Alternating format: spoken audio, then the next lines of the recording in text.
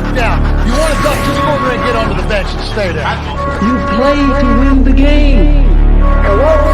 My message for the fans, we're all frustrated with where we are right now.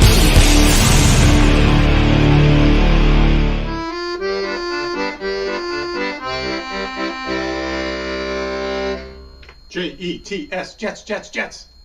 There he is, the accordion player extraordinaire, Jets fan accordion man, live in person, so to speak.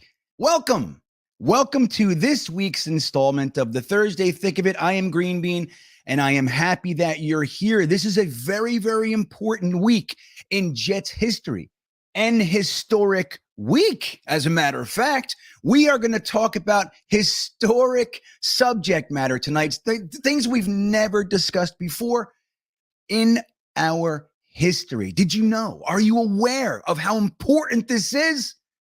Well, I know somebody who's aware of how important this is. Let's get him on here right now. Straight out of Pittsburgh, Frankie from Flatbush. What's up, Frankie? It's the time of the week. It's my favorite time. We get to gripe intelligently, and right now we have tons and tons to gripe about. Why'd they do this? Why didn't they do that? They could have said, what about this guy? What happened with that guy? What about this one? Why didn't we put in a waiver claim? And what about this and that? We have a lot to gripe about, but we must do it intelligently. Indeed, we must. Well, you know, Frankie, it's an interesting thing happening with the Jets right now. Even though we may disagree with intricate details of the plan, especially this phase of it, the truth is it looks like the Jets may be griping intelligently lately. They might have an influx of intelligent thinking. If you look at the response of the NFL to what the Jets released this week, it could lead you to believe that we might have some intelligence in the house, Frankie. That's new. Well, it used to be that we would release some players and the other teams would say, oh, that guy's still in the NFL? Oh, right. Not aware of that. That's amazing. Oh, well, I hope he has a nice career. I hope he saved his money. We're not interested. Not for us, but maybe some other team might like him. But that's not what happened this year. No. This year we released a bunch of people, and everybody said, "Gimme." And crazy. That's a new one. Yeah, it really is, man. That's such a good point too. Usually when we release people, they're like, "Oh, I remember that guy. He's still in the league. What the hell is? Oh my God, I thought he was out of the league washing cars already." Nope, there he is with the Jets. And, we got to see some good guys come back to our practice squad, which was nice. Some of the guys we assumed would make it to our practice squad are gone, sadly. But we'll talk about all that right after I say hello to some people. David Goodstein, you jumped in first. What's up, gents? What time? 7:31, 29 minutes early. Not too bad. James Minks is here. What's up, James? Racing Jason. Our good buddy Big Green is back, Frankie. Bismo Charismo from the land down under Australia is back as well. Benji Unger, how am I feeling about the roster? Well, hey, we're going to get into. I imagine we're going to discuss that, Benji. That's kind of what we're here to do tonight. Eric Craig, our buddy, Michael Lando. Let's see who else. Dave Miller's back. He kind of disappeared for a minute, but he's back in the pack. Jin Pak, he letting us know he's here, Frankie. Bradigan, what's up, Bradigan? There he is. Good to see you, Chris. Stephen Ingalls here, and so many more. Jeff Otis Brown. I even see a guy named Frankie floating around the chat there. That's nice. Hank is here. I'm sorry. Hawk and Harry are here.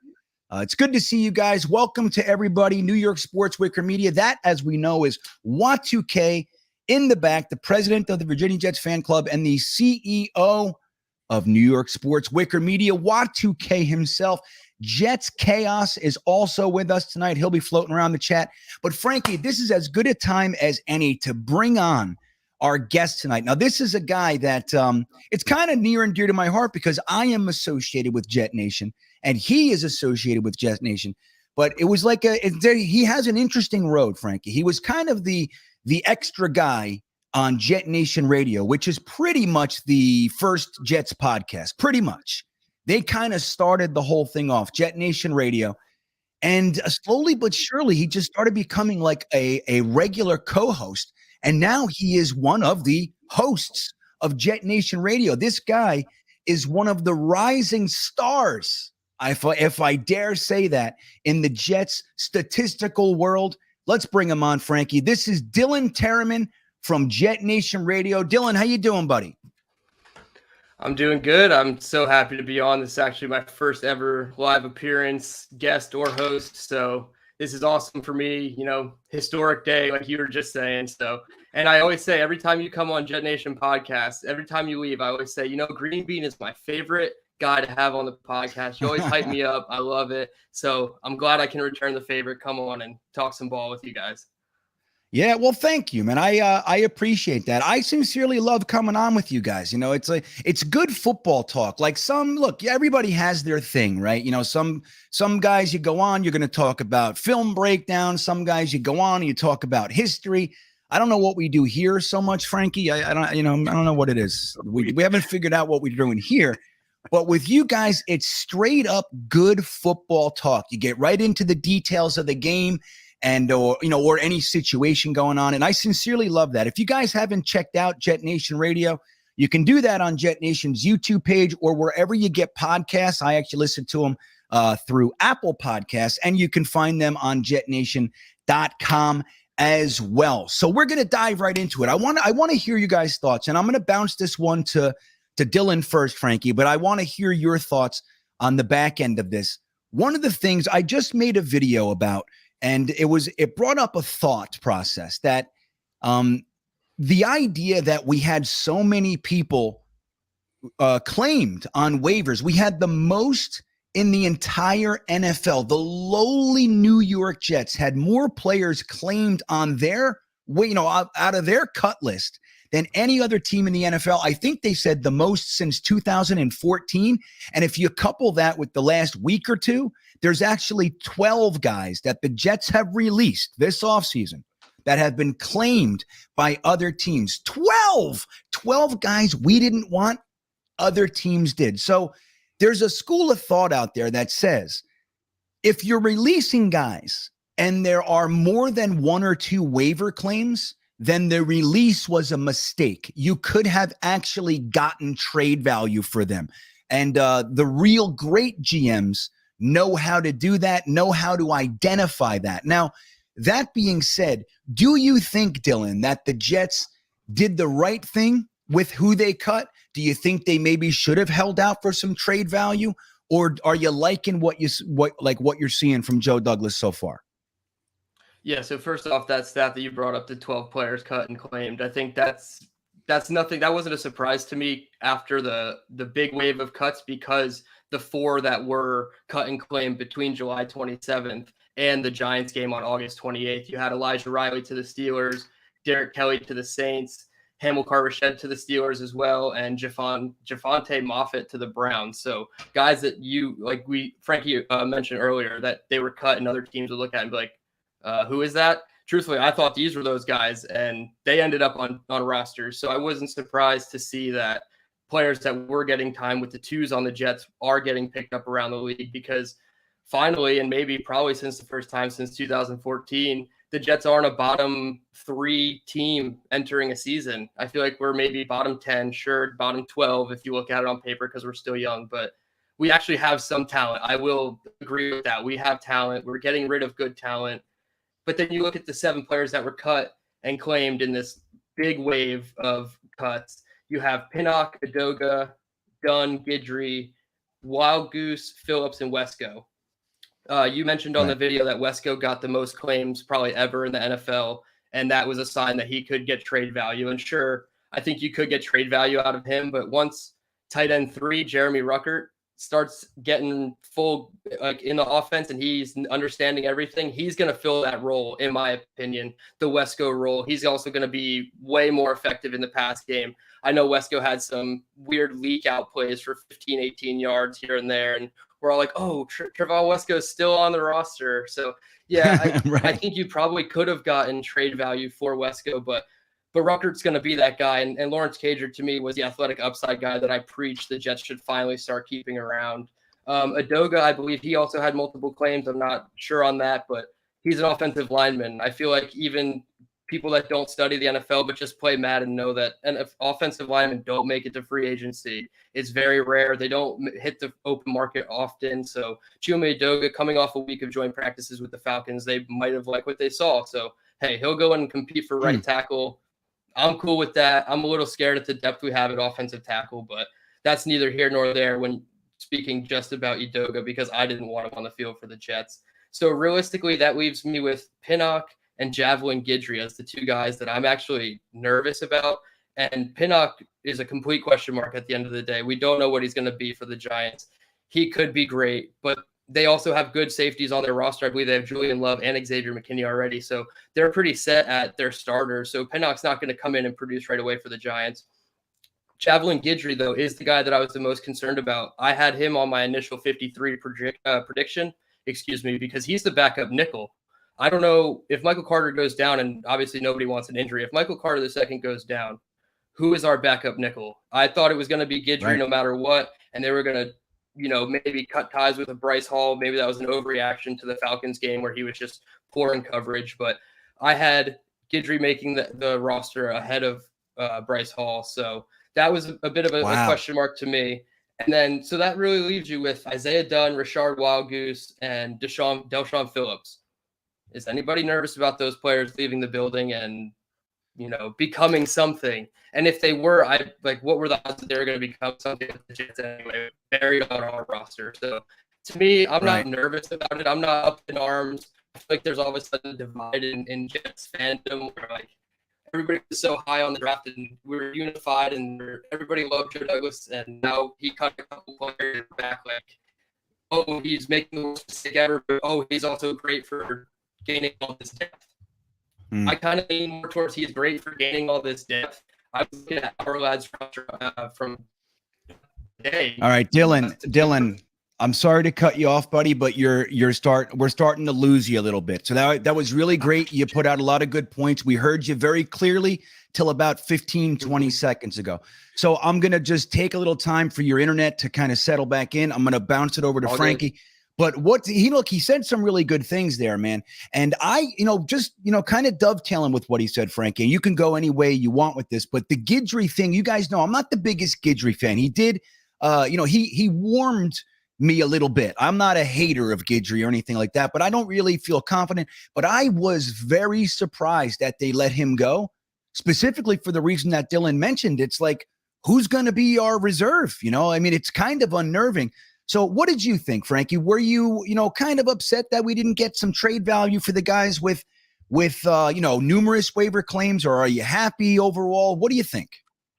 Well, with regard to the trades, if we could have made a trade, Joe Douglas would have. I mean, why wouldn't he pick up a 7th-round pick if he could? So I just think the trades weren't there, and teams were just waiting to make a waiver claim. And if they get a Jav Guidry, great. And if they don't, oh well, that type of thing. So I don't see any reason. I mean, it's not like Joe Douglas. I mean, it's not like Joe Douglas is sleeping on the job. We're all pretty happy with Joe and the crew. So if he could have, he would have. Jav Guidry shocked me at first. Because of the reasons you're saying. What about the backup slot? I didn't understand it. But if you really think about it, we actually have two options for backup slot. One could be DJ Reed. He has played the slot in the past. And so for an in-game emergency and injury, you move him over to slot and you bring Bryce in as the boundary corner just for an in-game emergency. I'm sure DJ wouldn't want to do that long term. But that could be one way they're thinking about the roster to get extra roster flexibility. And the other thing is Tony Adams. I think Tony Adams has played better than anybody could have expected, except maybe Tony Adams.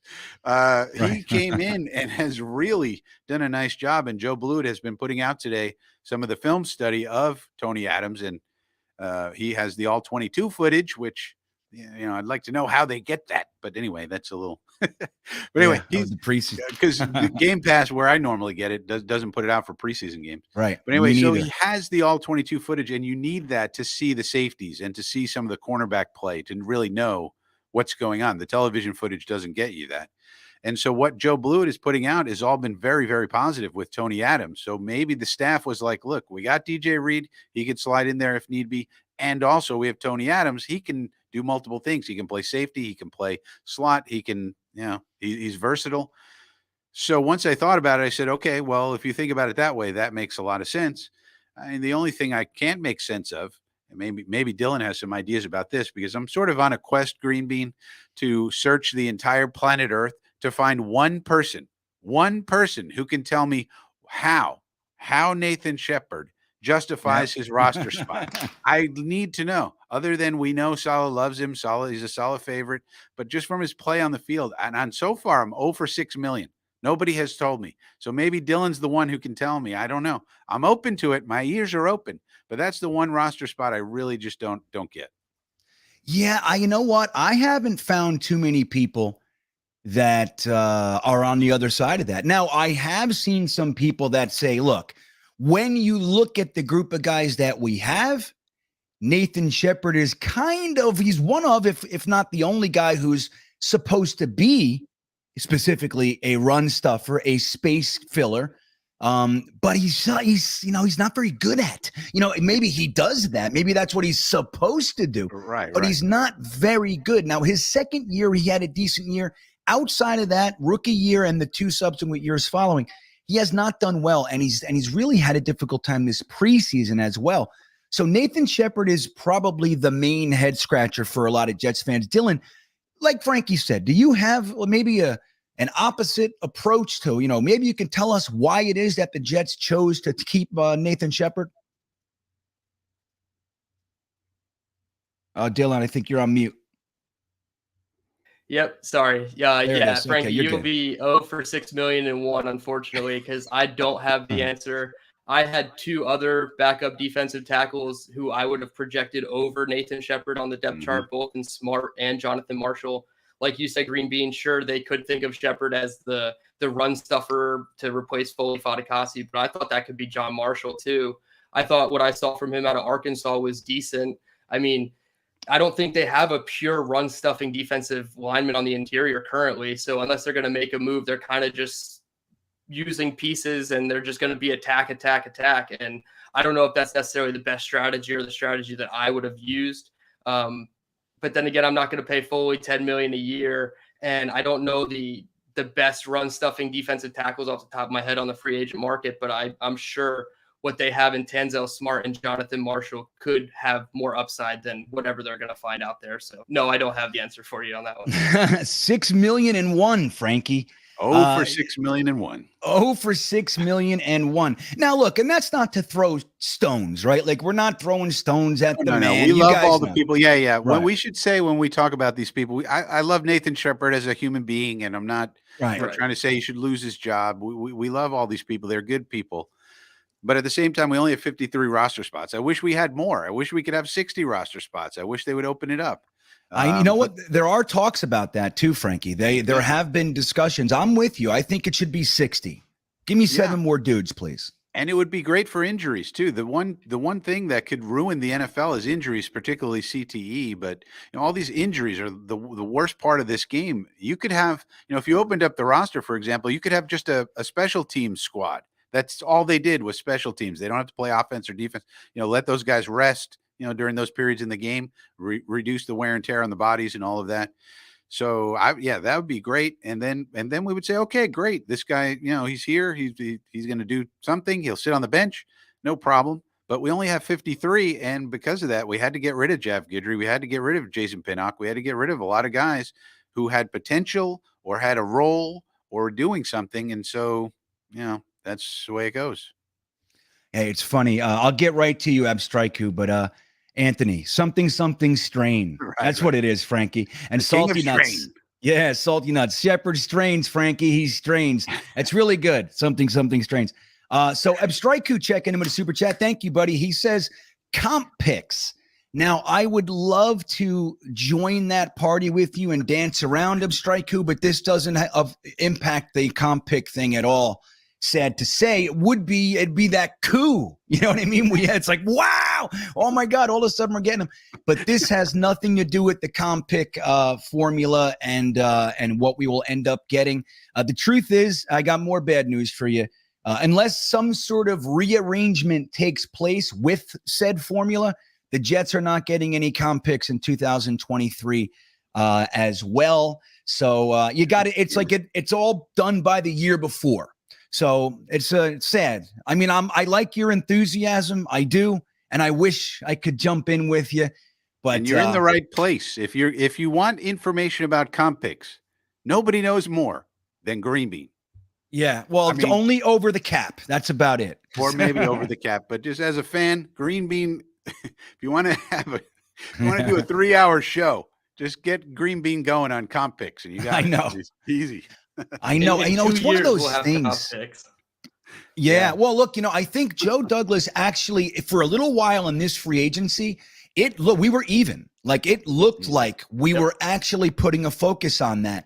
And that's one of those things. Joe Douglas is on record as saying, he has had mentors, and whether he was talking about Ozzie Newsome or what's his fucking Howie Roseman. Howie Roseman from the Eagles. I don't know who it was, but he said there is a lot of thinking, like they base their moves on whether or not it would upset the comp pick formula. So that's definitely a part of his pedigree. Like, so he was trained on that.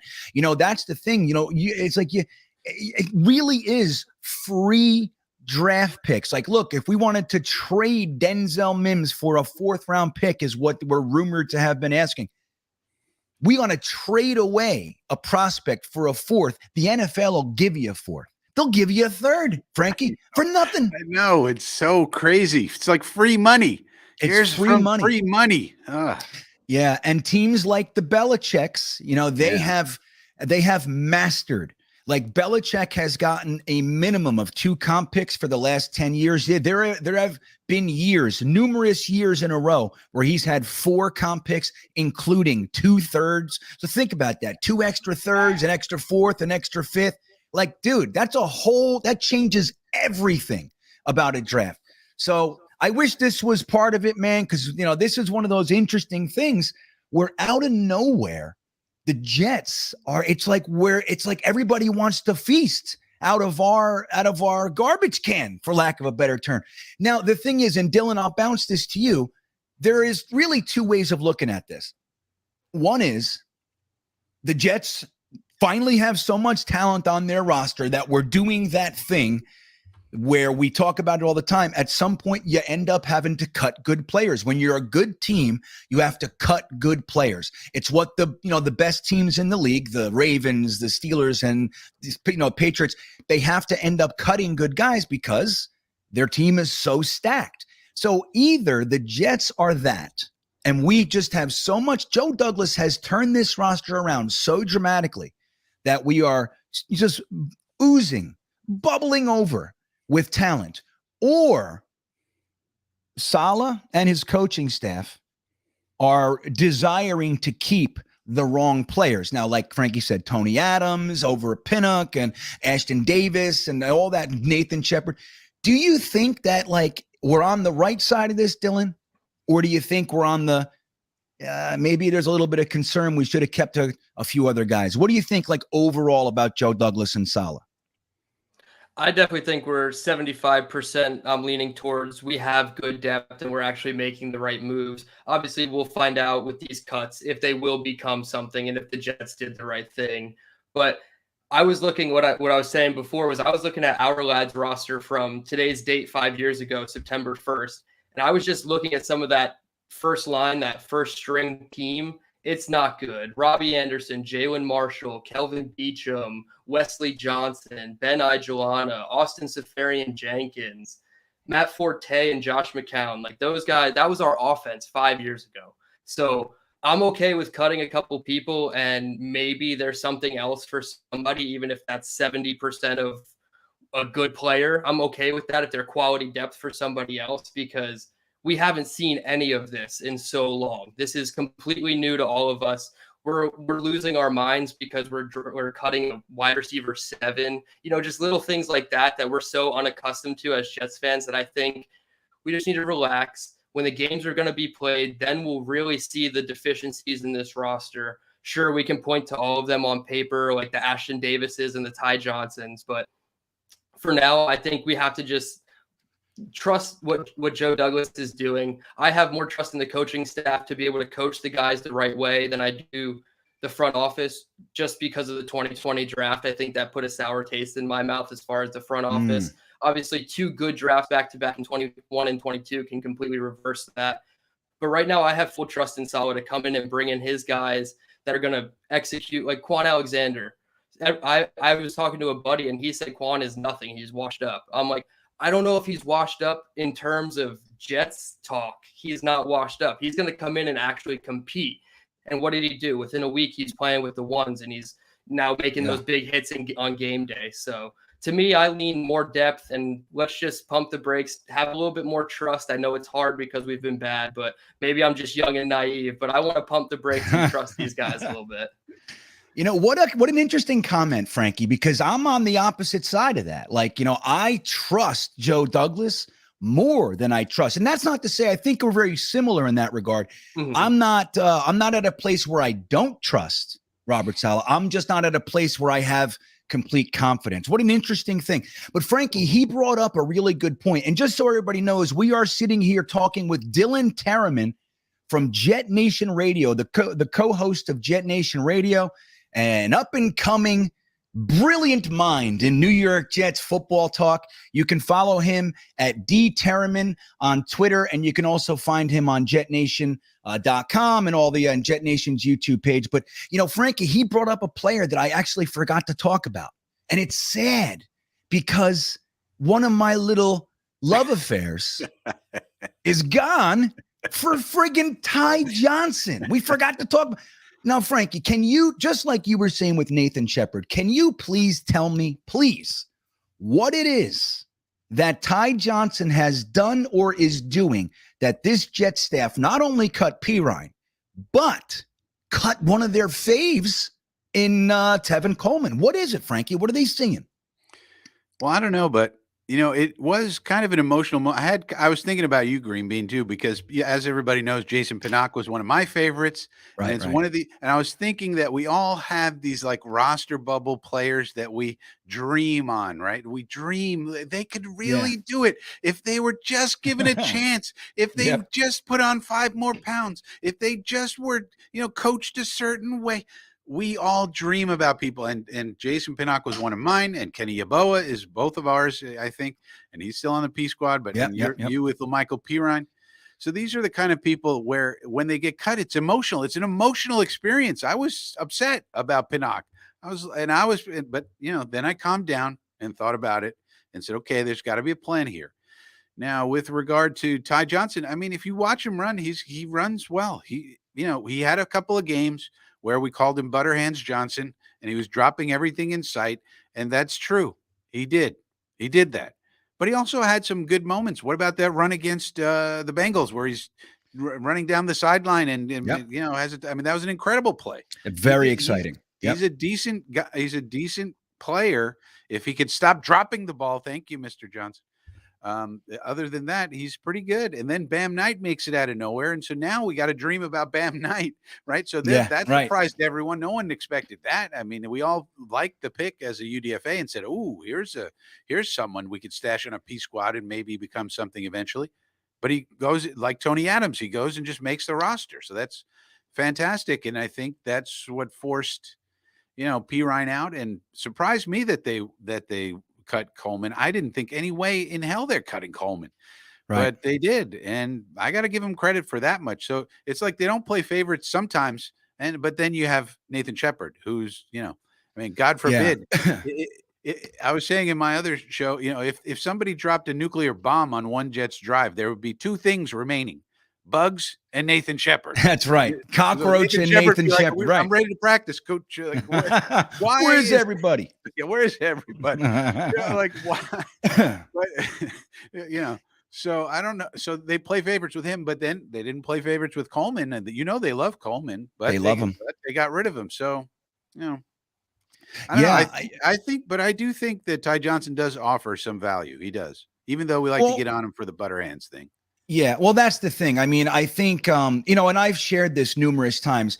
I actually prefer consistency. Like I would rather a player be good all the time than great one week and gone the next. Like that's just me. And I've had that discussion numerous times with people. People say, if you can get elite production 8 games a year and then they're disappear, like you take elite production 8 games a year and you weather, the downtime. I don't agree. I'm a 4 yards a carry wins the game. That's how I see things. I was taught that as a kid. Ryan. Damn Skippy. That's all I want. Listen, all I want is think about this, Frankie. The Jets get the ball. We come out. We're on the 25-yard line. We hand it to P. Ryan. He gets 4 yards. It's 2nd and 6. Then they hand it to P. Ryan. It's 3rd and 2. Then they hand it to P. Ryan. It's 1st and 10.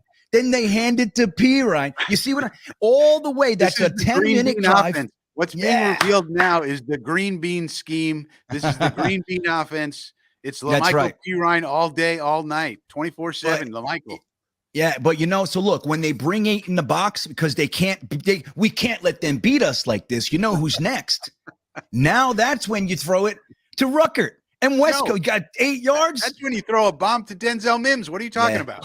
That's right. And you let Elijah Moore go out there and slice their jugular.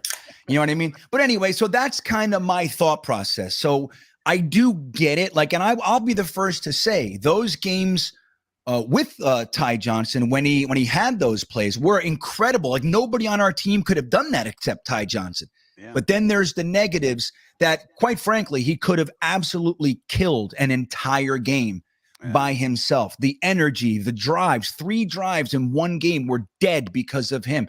So that kind of stuff. And it just, it brings up, some interesting thought process. Now, Dylan, Frankie brought something up and kind of, connecting it to this Ty Johnson thing. There were guys that the Jets held on to that were, Nathan Shepard, Ashton Davis. And you think, well, maybe they're holding on to Ashton Davis because he was a 3rd-round pick from the Jets, from Joe Douglas or whatever it is. And you could accuse them of that. But dude, the guys that he just mentioned, obviously Tony Adams, we've talked about him a little bit, but Bam Knight's another one. Lawrence Cager's another. These are guys that no doubt are on the roster because of their performance this offseason and preseason. That's why they're there.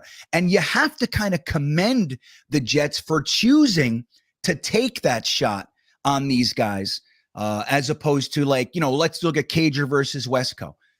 They chose Cager when Wesco, he's most of the time he's healthy. He's pretty standard, but, kind of disappointing. But you could commend Saleh and Joe Douglas for reaching into the bag and kind of pulling out the young bucks who maybe weren't supposed to make the roster. And they're here. How do you feel about those guys? Yeah, I mean, I think it goes a little 50-50. I'm not going to fully say that they're homer to their guys. I think there are some players still on this roster that I don't know if they are the best 53, to be honest, like Solomon Thomas and then the recently added back Marcel Harris. Those are guys that have familiarity with Saleh that I'm not quite sure. Obviously, Ashton Davis, that's kind of a Joe Douglas thing. I'm not sure if that's a Rob Saleh thing. And the answer he gave about his character being the first thing as to why they're going to keep him. I don't know if fans are going to resonate with that. I mean, I've had a couple private conversations with Ashton Davis on Twitter, and he's a really nice guy, and I'm not gonna hate on him for being a bad player, but to say he's just a good guy and you're gonna keep him on the roster, I think that's kind of low. So I think it's a little 50-50. I mean, the guys that they did keep, though, I've always preached athletic upside with multiple positions, and I think Cager fits that bill perfectly. I already mentioned Rucker can do the Wesco type things. And yeah, I think Kenny Yeboah was a fun story, especially the Hail Mary in the preseason from last year. So he was always going to be that fan favorite at the position. But yeah, let's just get younger, athletic, upside guys. And who knows, Lawrence Cager could actually be something in this offense the way that they're using Tyler Conklin. God forbid injuries. I sound like a broken record saying unfortunate injuries, you never want them. But if Tyler Conklin goes down, Lawrence Cager is probably your next best thing to Tyler Conklin. So I'm totally cool with Lawrence Cager sticking around. As far as the other players, I mean, I'm not going to, it's hard because we haven't seen a lot of these guys yet. And they're very new to the scheme. And even last year, I'll give a lot of the guys the pass because they're learning the scheme. So I'm kind of 50-50 in the bucket of they were homers to some guys, but they're not full homers and they're not fully ready to let go of all of these guys yet. So it's kind of tough. Maybe that's a good answer. Maybe it was just too much to do it with every position. They had to keep a couple. You know what I mean? Some safety blankets, a couple babas, a couple pacifiers, Frankie. They're slow leaking the 2020 class out. Zuniga, Rhines, you know, all the Braden Mann, hopefully soon. All these guys are slowly trickling out, and it's unfortunate, but at least he's able to say, hey, I made a mistake and let's move on. Yeah, I know you got that's a good point too. I mean, you know, look, having a general manager that holds on to guys specifically because they were draft picks when they're clearly not contributing is that's a foolhardy mentality. And I'm glad, like Joe Douglas has proven that he's not stuck on that, which is nice to see. Now, no moving parts checking in. Thanks, buddy. Appreciate the super chat. He says this 53 is 80% JD and 20% Robert Saleh. Let's watch the first month of the season and hope we're 2-2. Frankie, what do you think about that? 80% JD? You think like back in the day when Rex got to pick John Connor in the fifth round or whatever it was? You think it's kind of something like that it maybe falls, 80% Joe, 20% Robert Saleh? And what do you think about going 2-2 the first 4 games of the season? If we went 2-2 in the first 4 games, we are sitting pretty. I'll tell you that much. And we will shock the world if we're 2-2, probably.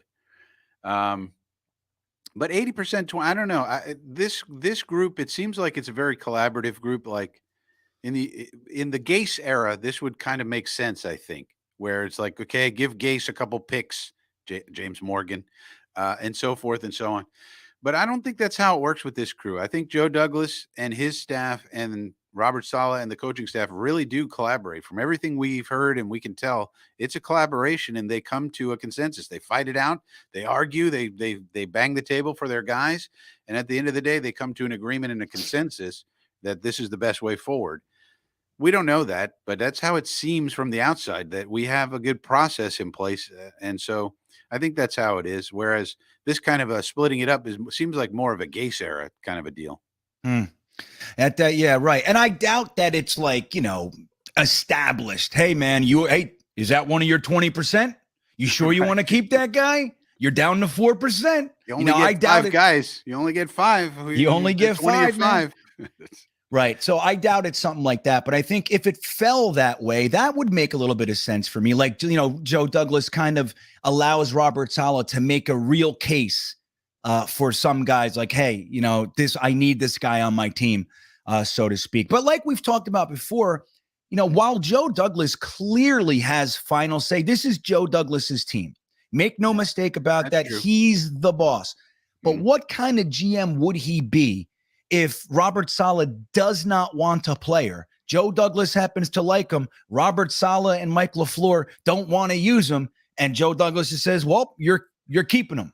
You know what I mean? Right. Like you can't function that way either. That's what was going on, guys, with Mike Maccagnan and Todd Bowles. Remember, Todd Bowles, there were rumors and whispers coming out that he doesn't even have any inclusion in the draft picks. And he kind of just got hamstrung with all these wacky players that Mike Maccagnan brought on the team. And he was like supposed to use them. Like Hackenberg's a great example of that.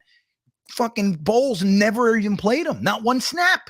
That's what he said. That's a recipe for disaster. I mean, I think the way it is now, even if there is some sort of a percentage breakdown, the way the process we have now is the way to do it. It just seems, well, you don't want to give the coaching staff players they don't want, and you don't want the coaching staff to have final say over the players. So I think the way, somebody has to make, a lot of times there could be we like him this much and we like him this much. And it's like, okay, Joe Douglas has to make the final call, and it's sort of a 50-50 guy. It seems like this is the right process that we have in place now. And I think that's important. The process is important. It may be even more important than anything, because that's what sustains you, over time, to have a consistent, organization. Yeah. And look, and, having the long game, you know what I mean? Playing the long game, being willing to take your lumps now because it will impact you positively later. That's what a lot of there's always been like a sense of pressure on our GMs and our coaches. They better perform right now or they're going to get their heads chopped off. Like that doesn't work. Like you have to give them the 5 or 6 years, whatever, 4 years, and say, do it. Just do it your way. We'll weather whatever the records are, so you can play the long game and actually, do this the right way as opposed to the panic way and try to plug every hole this year and see how that goes. So I actually like it. Now, Christopher Sullivan, you got an interesting couple comments. Number one is, screw you talking about P. Ryan like that, man. No, I'm just kidding. No, but Not that's in the this thing. room. Not in this room. No, but the thing is, Chris, is look, like you have a point, right? I think I'm very, I'm alone in this argument. Like there's very few people that support me. So I'm aware of that, right? But my argument is that why isn't P. Ryan getting the chance? Like every time they put him in, he does well. Every single time that they put him in, and they were playing guys like Austin Walter over him last year. So my point is, what is it? Like, so now look, P. Ryan got scooped up by the Eagles. And we'll see, we'll see what he does. The worst thing in the world would be to see him go over there and become a competent back, but I do like Bam. I'm actually happy with the way that it goes. Like I like our backs. I like Michael Carter. I like Breece Hall. I like Bam Knight. Ty Johnson is the only one that I think could be interchangeable, but that's it. But that is what it is. And the other thing you said, Chris, is we're getting heated over third tier. Well, I certainly don't want to. I don't think I'm coming across like we're heated.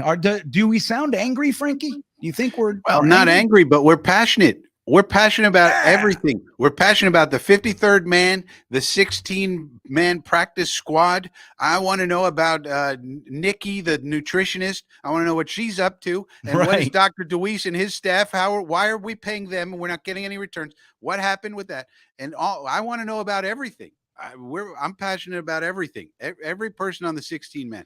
Right now we have 15, by the way. As far as I know it, we still got one more slot. So who else can we get? How about a little Blake Martinez action and put Harris back on the practice squad? How about that? We need one more. We're passionate about every spot on the roster. That's the way it goes. Well said. Yeah. Well said, and that's exactly it. I don't think we're heated, but yes, passionate. Now, so look, I saw an argument on Jets Twitter this morning that was definitely heated. They were like, and your mother sucks. That's what I'm talking. I'm like, how did it get to your mother? We're talking about Jonathan Marshall, for God's sake. But so look, we only have Dylan for a short period of time, and I want to break out into a couple other subjects with you, Dylan. Now, something came up today that was kind of interesting, and it could be viewed as another kind of seeing the future moment for Joe Douglas, and that's that Marcus May just got accused of aggravated assault, I think it was, with a deadly weapon, maybe. I might have that off a little bit. Assault with a weapon, something like that. Now, last year there was a major upheaval in Jets fandom about us screwing Marcus May over and all that stuff. JetNation was kind of split down the middle.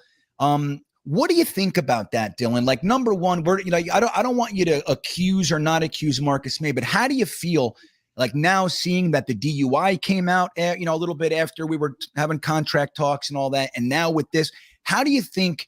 What do you think about this whole scenario? Do you think that Joe Douglas kind of saw the writing on the wall with Marcus May, or how do you think that went for him?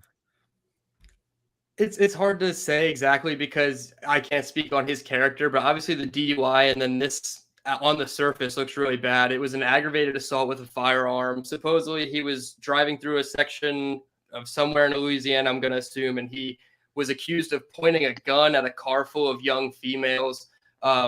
He posted his bond, so he's out for right now, awaiting trial, I assume, but everything it's not pointing in the right direction. And if this was somebody that the Jets did keep and paid big money to, which he was expected to make big money, I know he didn't make the money he was expecting to make with the Saints, but even if he was making that contract on the Jets, it's a total failure. It's a mess. Everybody's going to call for him to be cut, whether he's guilty or innocent. I just felt like the whole situation, I'm glad that it's not Jets fans that have to deal with it. And Saints fans were taking it terribly. They were already like, cut him. We don't care. He's a clown anyway, like making fun of his mugshot and this and that. So to me, I loved Marcus May when he was here. I thought he was a great player on the field. He had the incident with the Jets and now this incident. So it's unfortunate his character seems to be taking some hits. You can't say he's a bad guy fully, but to me, I think it was a good thing because although the safety is a position that I think the Jets do need, I'm so happy with Jordan Whitehead. I think LaMarcus Joyner will bounce back a little bit, and Will Parks is going to be activated off that practice squad before week 3. I can almost guarantee that. You think? So he's going to be playing. Yeah, those 3 safeties are going to be our guys. So I'm not too worried about the position as it pertains to the Jets. So good on Joe Douglas. Hopefully Marcus May is not guilty of doing all that absurd shit, but not our problem. Luckily. Right. Luckily. Yeah, I mean, and that's a good point, man. Like, dude, just look at 2 years ago who the pillars of this team were. Mm-hmm. You know what I mean? Like, you got Jamal Adams, and he's kind of, I mean, he's still who he is, but it didn't exactly have the impact in Seattle that they had hoped. Right. Then you had Sam Darnold. He didn't have the impact that the Carolina Panthers had hoped. Then you got Marcus May and a few others. And it's just like, I mean, what a turn of events for the Jets and our fans. We have been attached to players. Like, general managers bring these players in. They overpay them to get them here. You know, they pay the famous jet tax to get guys in here. All that stuff is gone. And knock on wood, all these problem type of situations, dude, they're gone. They just don't exist. I can't even I'm trying to think, was there any? I don't think there's any in the past 2 years. I think the last one was poor little Quinnen went into the airport with a gun, the poor kid. He don't know. He's from Alabama. Which is the same thing Dwayne Brown just did this past off season. He did it in LA. So it's not like it's an uncommon thing. People just don't know their gun rights, unfortunately. And state to state, that happens. So 2 players on the Jets with that exact same charge. See, now I think they should change the rules at JFK, Newark, and LaGuardia for Jets because we're bringing them in all over the country. They're from Texas. They're from Virginia. They're from Alabama. Dude, they're allowed to wear guns on their holster down there. Dude, Virginia, I shit you not. Yep. Yeah, guys literally walk around here with holsters. You know, that's just the way it is. It's like rootin' tootin' sassafras environment. Like, that's kind of what it is around here. But I wanted to bring something up. Watu2K did a little research for us. And we were talking about comp picks and the Patriots. So guys, just think about this. From 2000 to 2011, how many? They had 24 additional comp picks. Right? In that 10-year period, 11-year period, they had 24 additional picks. In total, the last 20 years, the Patriots have acquired 40 additional draft picks from the comp formula. In our history, the Jets have a grand total of 15. In our history, since the comp pick formula was introduced, the Jets have figured out how to get 15 comp picks, 4 of which were 1 year in John Idzik. So outside of the John Idzik 12, we've had, 11 comp picks.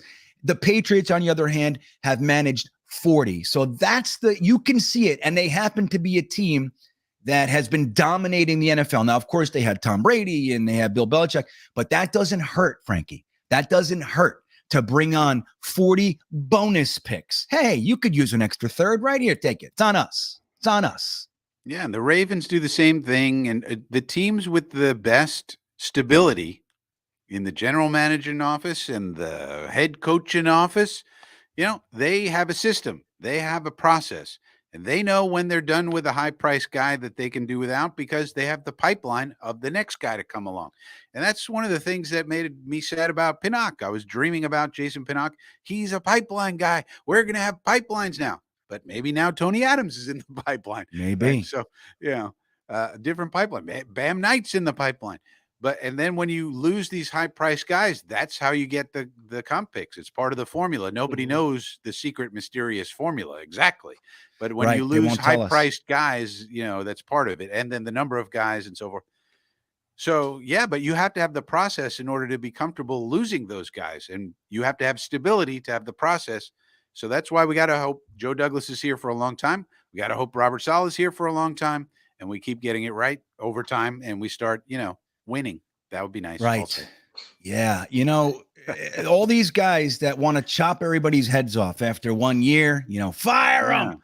He's on the hot seat. He's on the hot seat, Frankie. He's on the hot seat. And what Frankie's talking about right there is really the key. When you look at the teams that have the most stability, the same staff in place for more than 3 years, 4 years, those are the teams that can take advantage of all the other systems, the pipelines, the comp pick system, and everything else. And then imagine this, like the Bills, they have a defense that has been playing together for 6 years. It's amazing. 6 years. What is that? Yeah, it's amazing. I don't even know. So Dylan, look, I want to get into something with you. We are about to go into week 1. All right. We're going to go into week 1 of the 2022 NFL season, buddy. The Jets happen to be playing the Baltimore Ravens, which, if I may, I don't know if you know this, Frankie, but I had a dog here the other day from Baltimore. So I had a dog that's from Baltimore in this house. A Baltimore dog? A Baltimorean fluffy poodle thing. All right. And in that time, this is what happened to my 24-year Jets hat. Wait a minute. This is one of those universes speaking to us kind of a situation. Yeah. Dude, look at this. I've had this hat for 24 years, Dylan. I bought this in 1998, the day after Parcells changed our uniform. I have a Baltimorean dog in here for 4 or 5 days. It was on my kitchen table, and the dog went and killed it. I think those are fighting words, and I'm not taking it lightly. I'm not. What was a Baltimore dog doing in your house, Greenbean? I have Baltimore dogs in your house. What are you, crazy? Well, I have Baltimorean sister-in-laws. Right, exactly. Well, I have Baltimoreans in this. That's my wife. My wife's from Baltimore, so that's what I had. That's the root cause. That's the root cause. That is, my wife has been very gracious though, but my wife is secretly rooting for the Ravens, of course, but she'll tell me, I want you to be happy. That's what she's going to say. But she's going to be like, yeah, every time they do something. She's going to say, I want you to be happy, but I know you're not going to be. That's right. So she'll just console me. She'll make me some chicken soup. But so Dylan, after all that, Dylan, I want to know what you really think. Now, obviously, it would have been really fantastic if the team that Joe Douglas made, a lot of us are healthy, which is more than we usually get, but we're missing our starting left tackle, Mekhi Becton. We're missing our starting quarterback, Zach Wilson. Now, it just so happens that the quarterback we have gets a revenge game. There's some wrinkles there that could be fun. But what do you think realistically, man? Are we going into week 1, September 11th in MetLife? Are we going to go in there and get shellacked? Do we have a chance? And if not, tell me why, on whatever side you are, why you think what you do. So looking at it from the Baltimore Ravens perspective, yes, I think there is a chance that the Jets will get shellacked. I have a weekly game plan article coming out for JetNation.com. I have the Ravens already in the hopper ready to go. I've just kind of been tweaking it. But I did a little bit of research on the Ravens' past 5 season openers. It's not looking good for the Jets, unfortunately. 2018, this is still with Joe Flacco as the starter. They defeated the Buffalo Bills 47-3. 2019 against the Miami Dolphins with Lamar Jackson, they won 59-10. 2020 against the Cleveland Browns, they won 38-6. And then last year on Monday Night Football, they opened up against the Raiders and lost in overtime 27-33. So history shows the Baltimore Ravens start very fast. They're not going to pull any punches. They're going to run it down your throat. I'm pretty sure Lamar threw for 6 touchdowns in that Dolphins game, or had 6 total touchdowns. That was his breakout year in fantasy. So from the Ravens perspective, it looks like the Jets have a chance of getting shellacked. They're still a young roster. I know Joe Flacco. I honestly think for week 1, he's the better option than Zach Wilson, just because I want to see these veterans and young pass catchers get off to a fast start, a consistent start. Joe Flacco is going to do that. Zach Wilson, we saw it against the Panthers last year. He didn't get off to the best start. He had some splash plays to Corey Davis here and there, but all around it was inconsistent. And I think that showed throughout the whole season. We kind of got off to a bouncy takeoff to the season. With Joe Flacco, I think it's going to be a smooth runway. It's not going to be, pointing straight up to the sky after week 1, but I think it's just going to be consistent. So from the Ravens perspective, yes. From the Jets perspective, we have all that emotion. September 11th, we have all that emotion behind us. That's a 21-year anniversary. So everybody's going to be up. Even the Ravens fans are going to be cheering in that opening ceremony of whatever they do at MetLife Stadium. So the emotions are going to be high for the Jets. And if they come out fast like they did against the Giants, they could surprise the Ravens. I personally don't think they're going to get shellacked. I think they could lose. I'm leaning towards losing, and I think I'd take the Jets with the points right now. But I think with the emotion, if they come out and smack Baltimore in the mouth, you always have a plan until you get punched in the face. So I am of the belief that this is a game that you can win. I wouldn't bet, Jets money line or anything, but Jets with the points, I think they'll keep it close enough. I'm not going to reveal my score yet because I think that's going to change. I think it's going to be a little closer, but yeah, I think unfortunately we're probably going to lose if I had, gun to my head, but why not? Why not us? This is our year. Right. I think this is going to be a chance for us to show the world that we're not a bottom 3 roster anymore. Yeah. Well, hey, look, if the cuts are any indication, seems like everybody thinks we're pretty damn good. So that's a good sign, and I like what you said. I mean, look, it's hard to, outside of our emotional side, outside of what we want and what we hope, if you're just looking at this from an intellectual standpoint, logical, there's a good chance that the Ravens are going to come in there and beat us. But you said it perfectly, man. And this is how I feel. If the Jets come out and just give them a right cross right in the chin from the first drive, we got a shot, because then the momentum can shift. We got all the energy on our side. It's home, and then the Ravens, who just might have thought we were not as good as, that's a trap game. I'm all about trap games week 1. I think that we can come out. And if we do come out hot, I think it's a game. And that's all I really want to see. All I really want to see this year is competitive football. Of course I want to win, but at the, just the floor, the ground floor, all I want to see is a team that deserves to be on the damn football field. That's all I want to see. I don't want to, 38-0 opening day. Joe Flacco, 8 for 36 for 104 yards. Like, I'm just sick of it. I'm sick of that. That's all I want. So Dylan, man, we're about up on the hour. I want to thank you for being here, guys. This is Dylan Teremen. You can follow him on Twitter at dteremen, Tereman. The link is also in the description for this very video to follow him on Twitter. And you can also find him on JetNation Radio, on JetNation's YouTube page, and wherever you get podcasts. Dylan, you have anything specific coming up or anything you want to let us know about?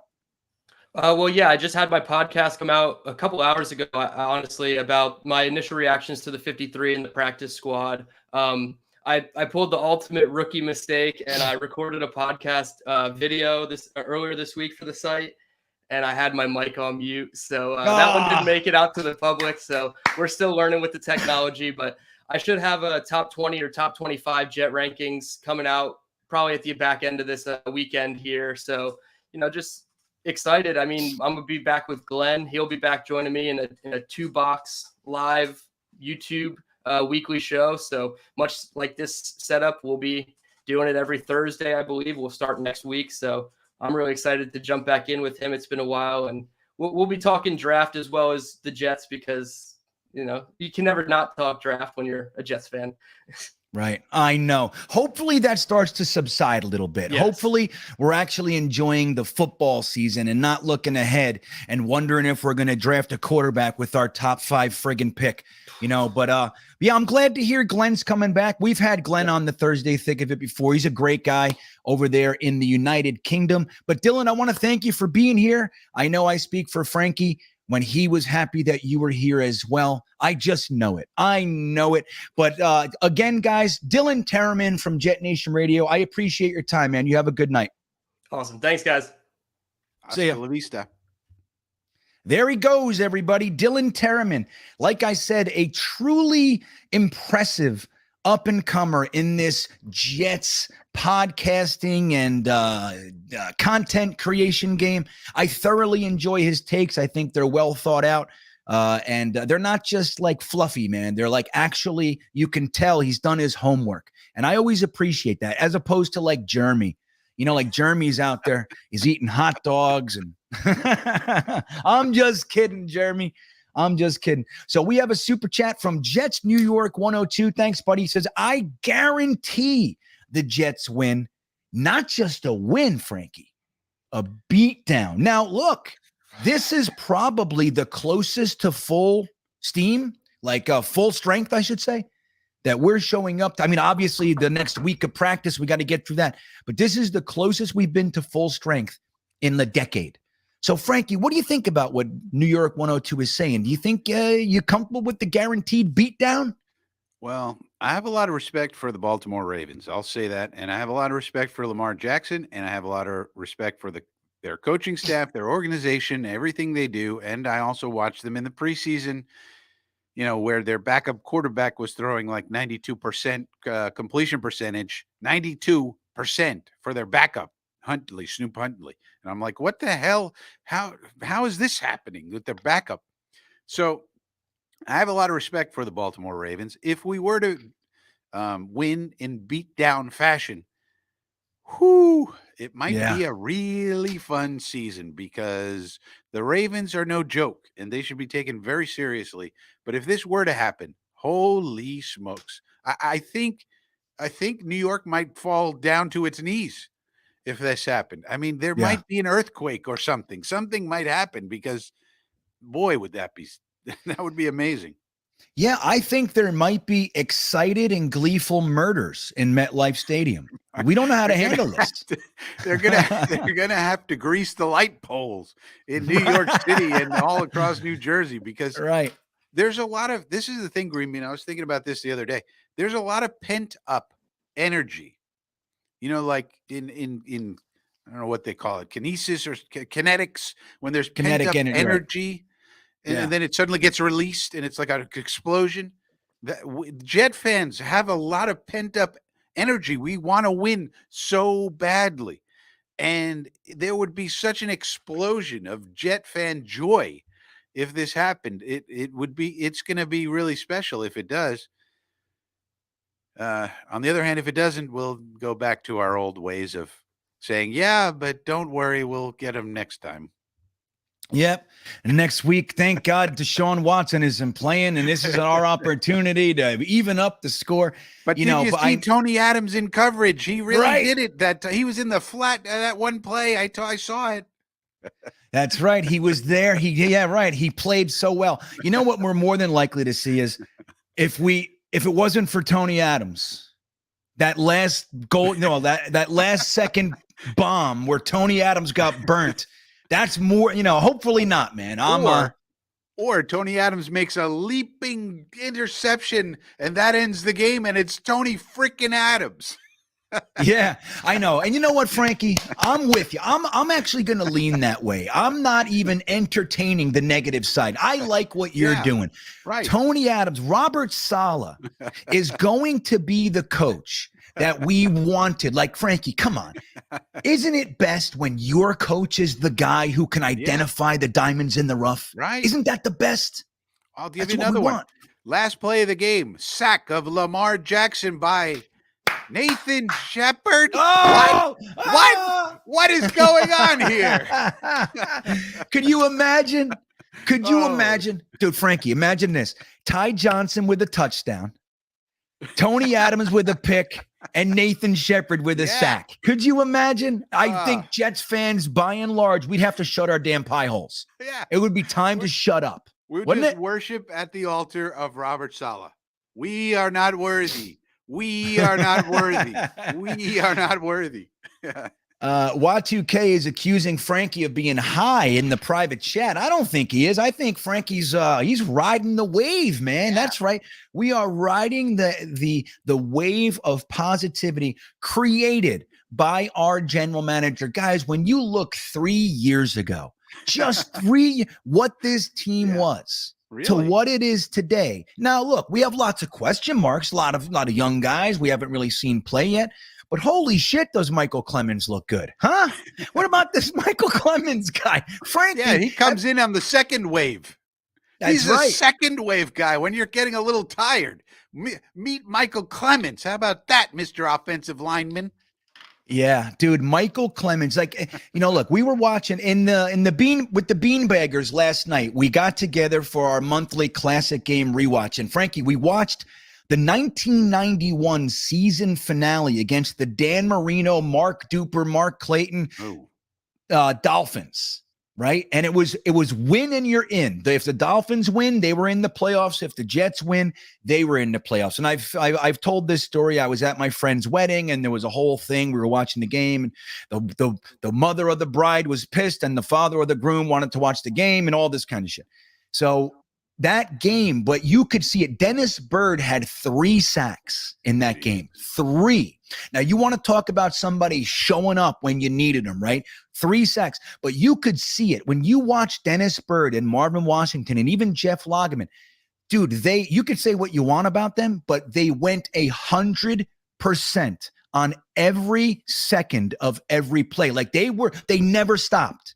Like if the whistle wasn't blown, they would shake their guy and chase the running back all the way down. Like they went 100 miles an hour. Michael Clemens coming in the game and he's doing exactly that. It shows you just how much other people are not giving by what he's giving. He gives so much. He's digging full into that bag of energy every second. And you can actually look at him compared to some other guys and you go, yeah, dude, that guy's he's not digging. Michael Clemens is digging. And I'm so thankful he's on the team. I hope that is contagious.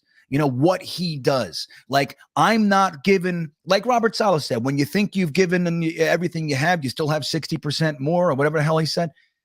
That's Michael Clemens. I'm so excited about this guy. Do you think he's going to come out and actually have an impact immediately? Or do you think he's the kind of guy that he's going to take some time and he's not really all that? He's only got one move. Like, what do you think about Michael Clemens? Well, at the very least, if you're an offensive lineman and your technique is off a little bit, he's going to kill you. Like his effort level, his strength is just beyond belief. Now you could argue with his technique and you could say he can be blocked and this. Okay, but you better be perfect. If you're not perfect, if you're a little bit off your leverage, he's going to kill you. That's just the end of it. So and this is a second wave guy that we have. And we also have another high energy guy called Jacob Martin that everybody forgets we have. Jacob Martin shouldn't be forgotten. He's also part of the second wave. So these guys are going to come in when you're getting tired, when you're feeling a little comfortable, you're getting used to blocking JFM and Quinnen and Lawson. Okay, now we're bringing in these guys. Okay, these are the high energy dudes. Try blocking them. You better, you could say they're not TJ Watt and Myles Garrett, but you better be perfect with your technique every single time. All we got to do is beat you a couple of times. We don't have to win every time. That's right. And that's really well said because that every single play, Michael Clemens is coming 100%. Yeah. He's coming 100% every Same play. thing with Martin. Yeah, well, Jacob Martin's interesting because you're absolutely right. He's known as a high energy, high motor guy. But he's been very quiet. Was he? I don't even know if he played. Like I don't recall seeing him. What did he do? Secret. We're keeping him under wraps. We're keeping him a secret. We're going to unleash it during the regular season, GreenBean. It's all strategery. I love strategery. I love that idea. And that could really mesh well with the idea that, look, the Jets weren't really unveiling their defense in the preseason. They were just going with what, everybody saw last year. And when we come out, this game 1, it's going to be completely different. Sauce Gardner and DJ Reed are going to be locked down on their guys. Our linebackers are going to thump up the running backs coming up to them. Who knows?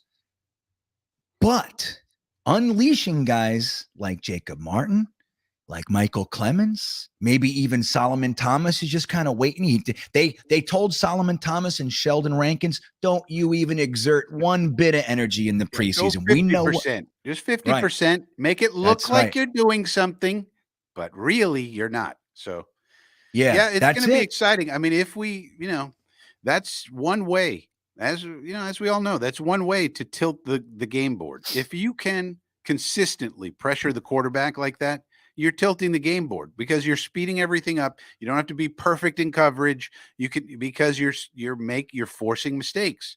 And as we all know, if you know, look, I have a lot of respect for Lamar Jackson. He's an elite player. He did Right. have 16 touchdowns and 13 interceptions last year. That's the record.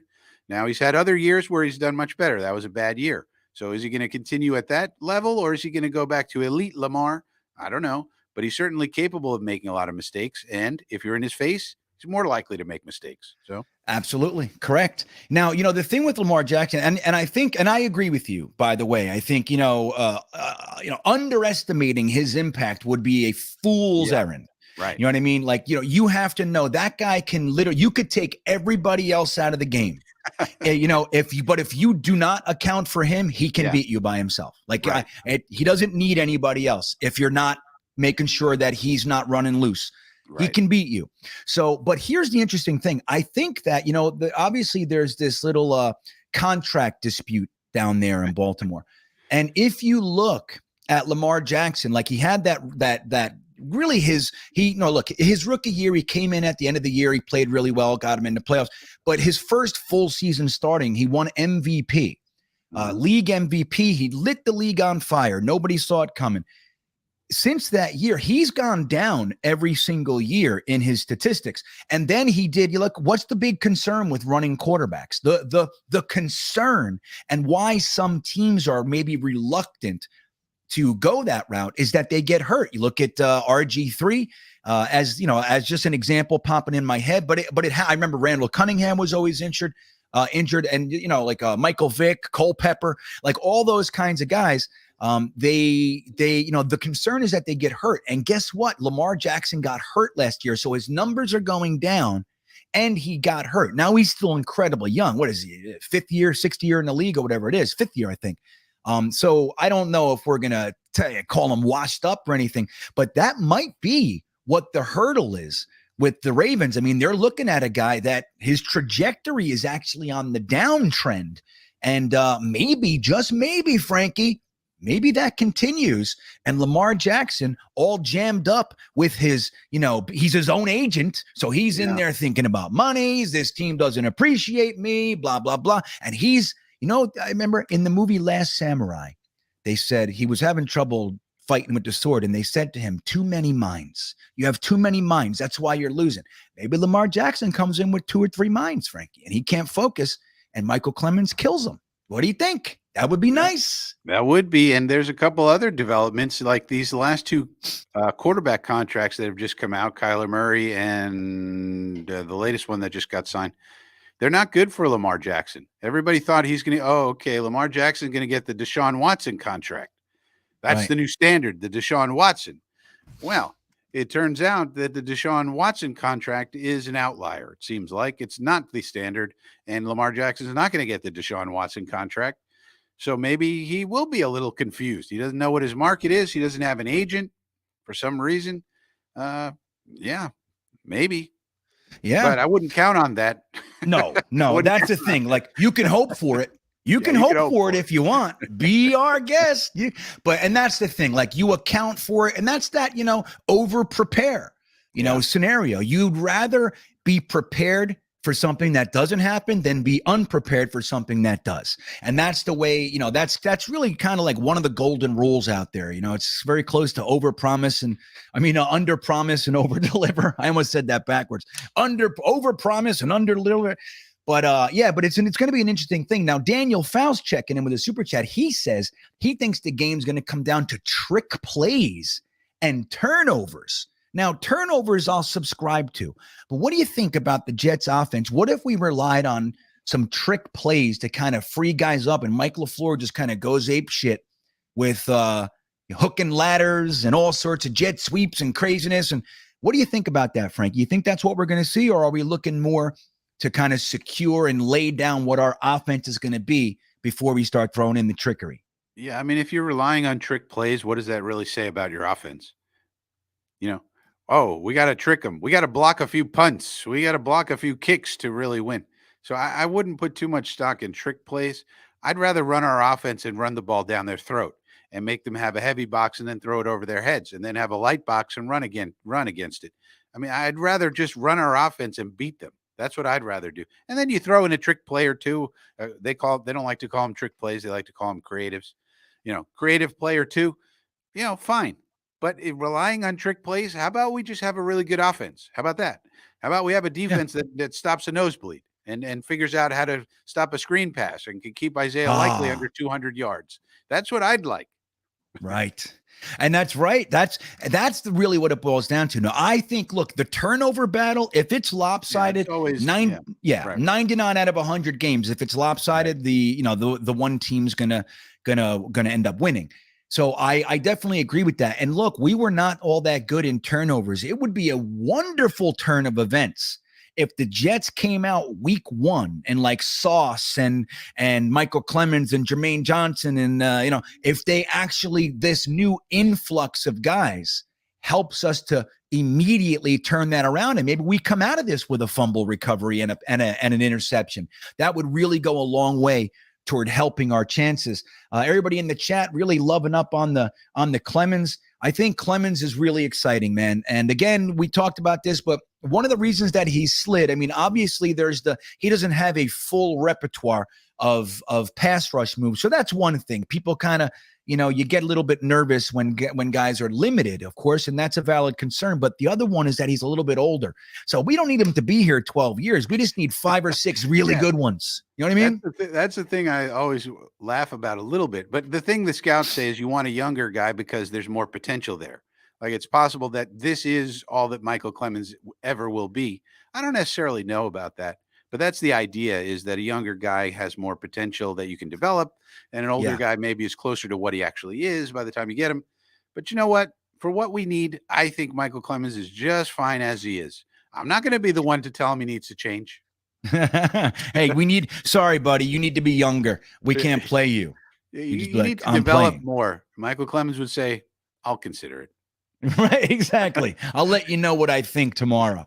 Yeah. New York Jets 102 checking back in. He says around 4 p.m. on Sunday, we put the league on notice.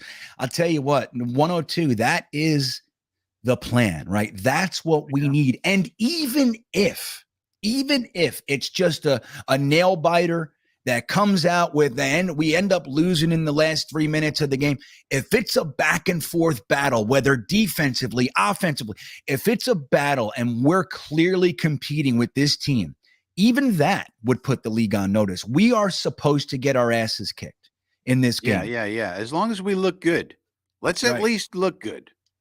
Let's give ourselves a shot. Yeah, I agree. And I think that's very, very possible, man. Like, again, we are looking at a team that has more talent than we're used to having. Now, good, 2010, 2009, we were loaded. We were loaded. We were number one rushing attack, a top 3 offensive line, number 1 defense. Like, we were stacked. But since then, even 2015, as exciting as that was mercenaries. Like, we knew this is not it. This team isn't going. We're not going to have these guys very long. Brandon Marshall, Eric Decker, Chris Ivory, Ryan Fitztragic, all those guys. As exciting as it was, and that's a super talented team, it was gone 10 minutes later. You know what I mean? So this is the most talent that we're seeing on this team in quite some time. And I think, Jets fans, you have a reason to be excited. It's okay to be excited. We're allowed to be excited. Just like Frankie was saying, Tony Adams, Nathan Shepard, Ty Johnson. Why wouldn't we be excited with these guys? They're going to come out. Robert Saleh knows what he's doing. That's what's going on. Bam Knight's going to punch him right in the damn mouth, and he's going to say, my name is Bam. That's right. How'd that feel? Bam, bam, bam. That's what we're going to do. We're all going to be in the crowd going, bam, bam, bam, like idiots. You'll see. We're going to be proud of how stupid we look. It's like, dude, Frankie, when the Dolphins, they were sponsored by Land Shark, the Jimmy Buffett beer, Land Shark. For a few years, they were Land Shark Stadium. And what they did was they created this marketing push, Frankie. Now, I've been in the stadium. I have seen 60,000 idiot Dolphin fans putting their doing this, because of land shark. This was the big. They go, put your fins up, and they would do this. I've seen it. So they thought it was going to help. Ridiculous. It is ridiculous. I remember I sat there. I was with my buddy. He's a Dolphin fan. He's the one he had the tickets, and he would bring me and my son. And when they did that, I just turned and looked at him, and I said, "You're not going to do it?" He said, "Are you fucking kidding me?" Look at these. Like, even him, he's like, "Dude, get out of here. I would never." What is that? So for 2 years, this was Dolphins. This was their big, unifying. Oh my God. Pooch guy checking in, Frankie. Thank you, buddy. He says, Clements is JFM if he was raised by pit bulls. Had to steal that from Buffalo. Well, I'll tell you what. I'm really we haven't talked about JFM that much, Frankie. And I think, he's been quiet. Okay. But I do think that the idea that, moving JFM inside and having a legit, bendy, strong pass rusher on the outside next to Quinnen Williams, there's a really good possibility that JFM is exactly what we're looking for on the inside of that line. Now, hopefully, because he's under contract for a couple of years, we gave him some cash. So, but how do you feel about JFM, maybe coupled with Michael Clements? I get what he's saying. That's funny. But as far as JFM specifically, what are you sensing from him this year? Like, again, he's been quiet. We haven't heard much, but what do you think with JFM? Well, I'll be interested to see how we use him. There was that debate in the offseason where people like Country Club Connor Hughes was saying, actually, they're going to use him as an edge rusher in base, and then they're going to slide him inside, for pass rush situations, 3rd and long. I never understood that. Maybe we are going to do that, but we're so deep at end and we're so thin at tackle. Why would we do that? Just keep JFM in as a 3 tech. I mean, yeah. We have so many ends, just to slide in anybody on our roster. So I don't know, but we'll see how they use him. I think I like him. He was probably, if you go by PFF grades, which we shouldn't, but nonetheless, if you did, he was our best rated player on the team last year, and the only blue chipper we had. And you need like 8 to 12 blue chip players, to contend for the Super Bowl. If you have that 8 to 12, you're going to contend for the Super Bowl, especially if you have a good quarterback. And we had one. We had one. And he was JFM. Yeah, and it was JFM. So, Quinnen can be that guy. I think Quinnen Williams is going to have an amazing year. And but eventually you're going to have to double Quinnen, and that's going to leave. You can't double everybody. You're going to double Carl Lawson. You're going to double Quinnen. You can't. There's only so many people you could have on a line of scrimmage. So everybody should eat, really, if you think about it. Is no matter which way you slide the coverage, somebody should eat, and that's the way I see it. Yeah, and I'm with you. I'm excited about Quinnen Williams this year, guys. I really am. He looks good. He looks strong, slender. He looks like he's finally growing up. He's becoming the guy a man. We thought he was the 300-pound bar of soap. That's what they called him coming out. The 300-pound bar of soap. Try blocking that. And now he looks like that's what he finally is now. So it's Yep. So I want to say hello to our good friend Ali from loyal New York Jets fans. He's predicting a 26-24 win against the Ravens. Let me tell you something. If it's a competitive game and we end up squeaking it out at the end, like a field goal with 8 seconds left, I might pass out. I might fall. Somebody's going to have to watch old man GreenBean because I don't know if I can handle it, Ali. I really don't. Pick six by Tony Adams. Tony Adams picks it off. There he goes down the left sideline, and he takes it to the house. Oh, my God. With 4 seconds left, the Ravens were in victory pose. Oh, my God. Why did they? Something like that. Something like that. That's what we want. That's right. It's good to have you here, Ali. I'm always happy to see you, buddy. I love Ali's logo. Look how well he integrated. You know what I mean? Yeah. The Jets. He knows what he's doing. That's right. As opposed to the New York Jets, who can't figure out that they should have something Jetish about their logo. But Ali figured it out. Oh, that's fantastic. Ali, you're a good man. I'm happy to see that you're here. Thank you for popping in and saying hello. S.I. Thompson or C. Thompson or Cy Thompson. Nice orange super chat. Thanks, buddy. He says, we will win. It will be gritty, sauce with a pick six, and 3 interceptions by Reed and Carter. Dude, Thompson, let me just say this. And I'm very curious to what Frankie says. If that happens, if we get 3 interceptions, including a pick six by our rookie, again, I don't know if I'm going to end up leaving there alive. Pent-up energy. The pent-up energy is just going to explode. Look, Right. if we're getting a lot of pressure on Lamar, this can happen. And if we are pressuring Lamar, just like any quarterback, if we're speeding up the quarterback, this can happen. I don't think it's that far-fetched, really. But we have to be able to pressure him and speed him up.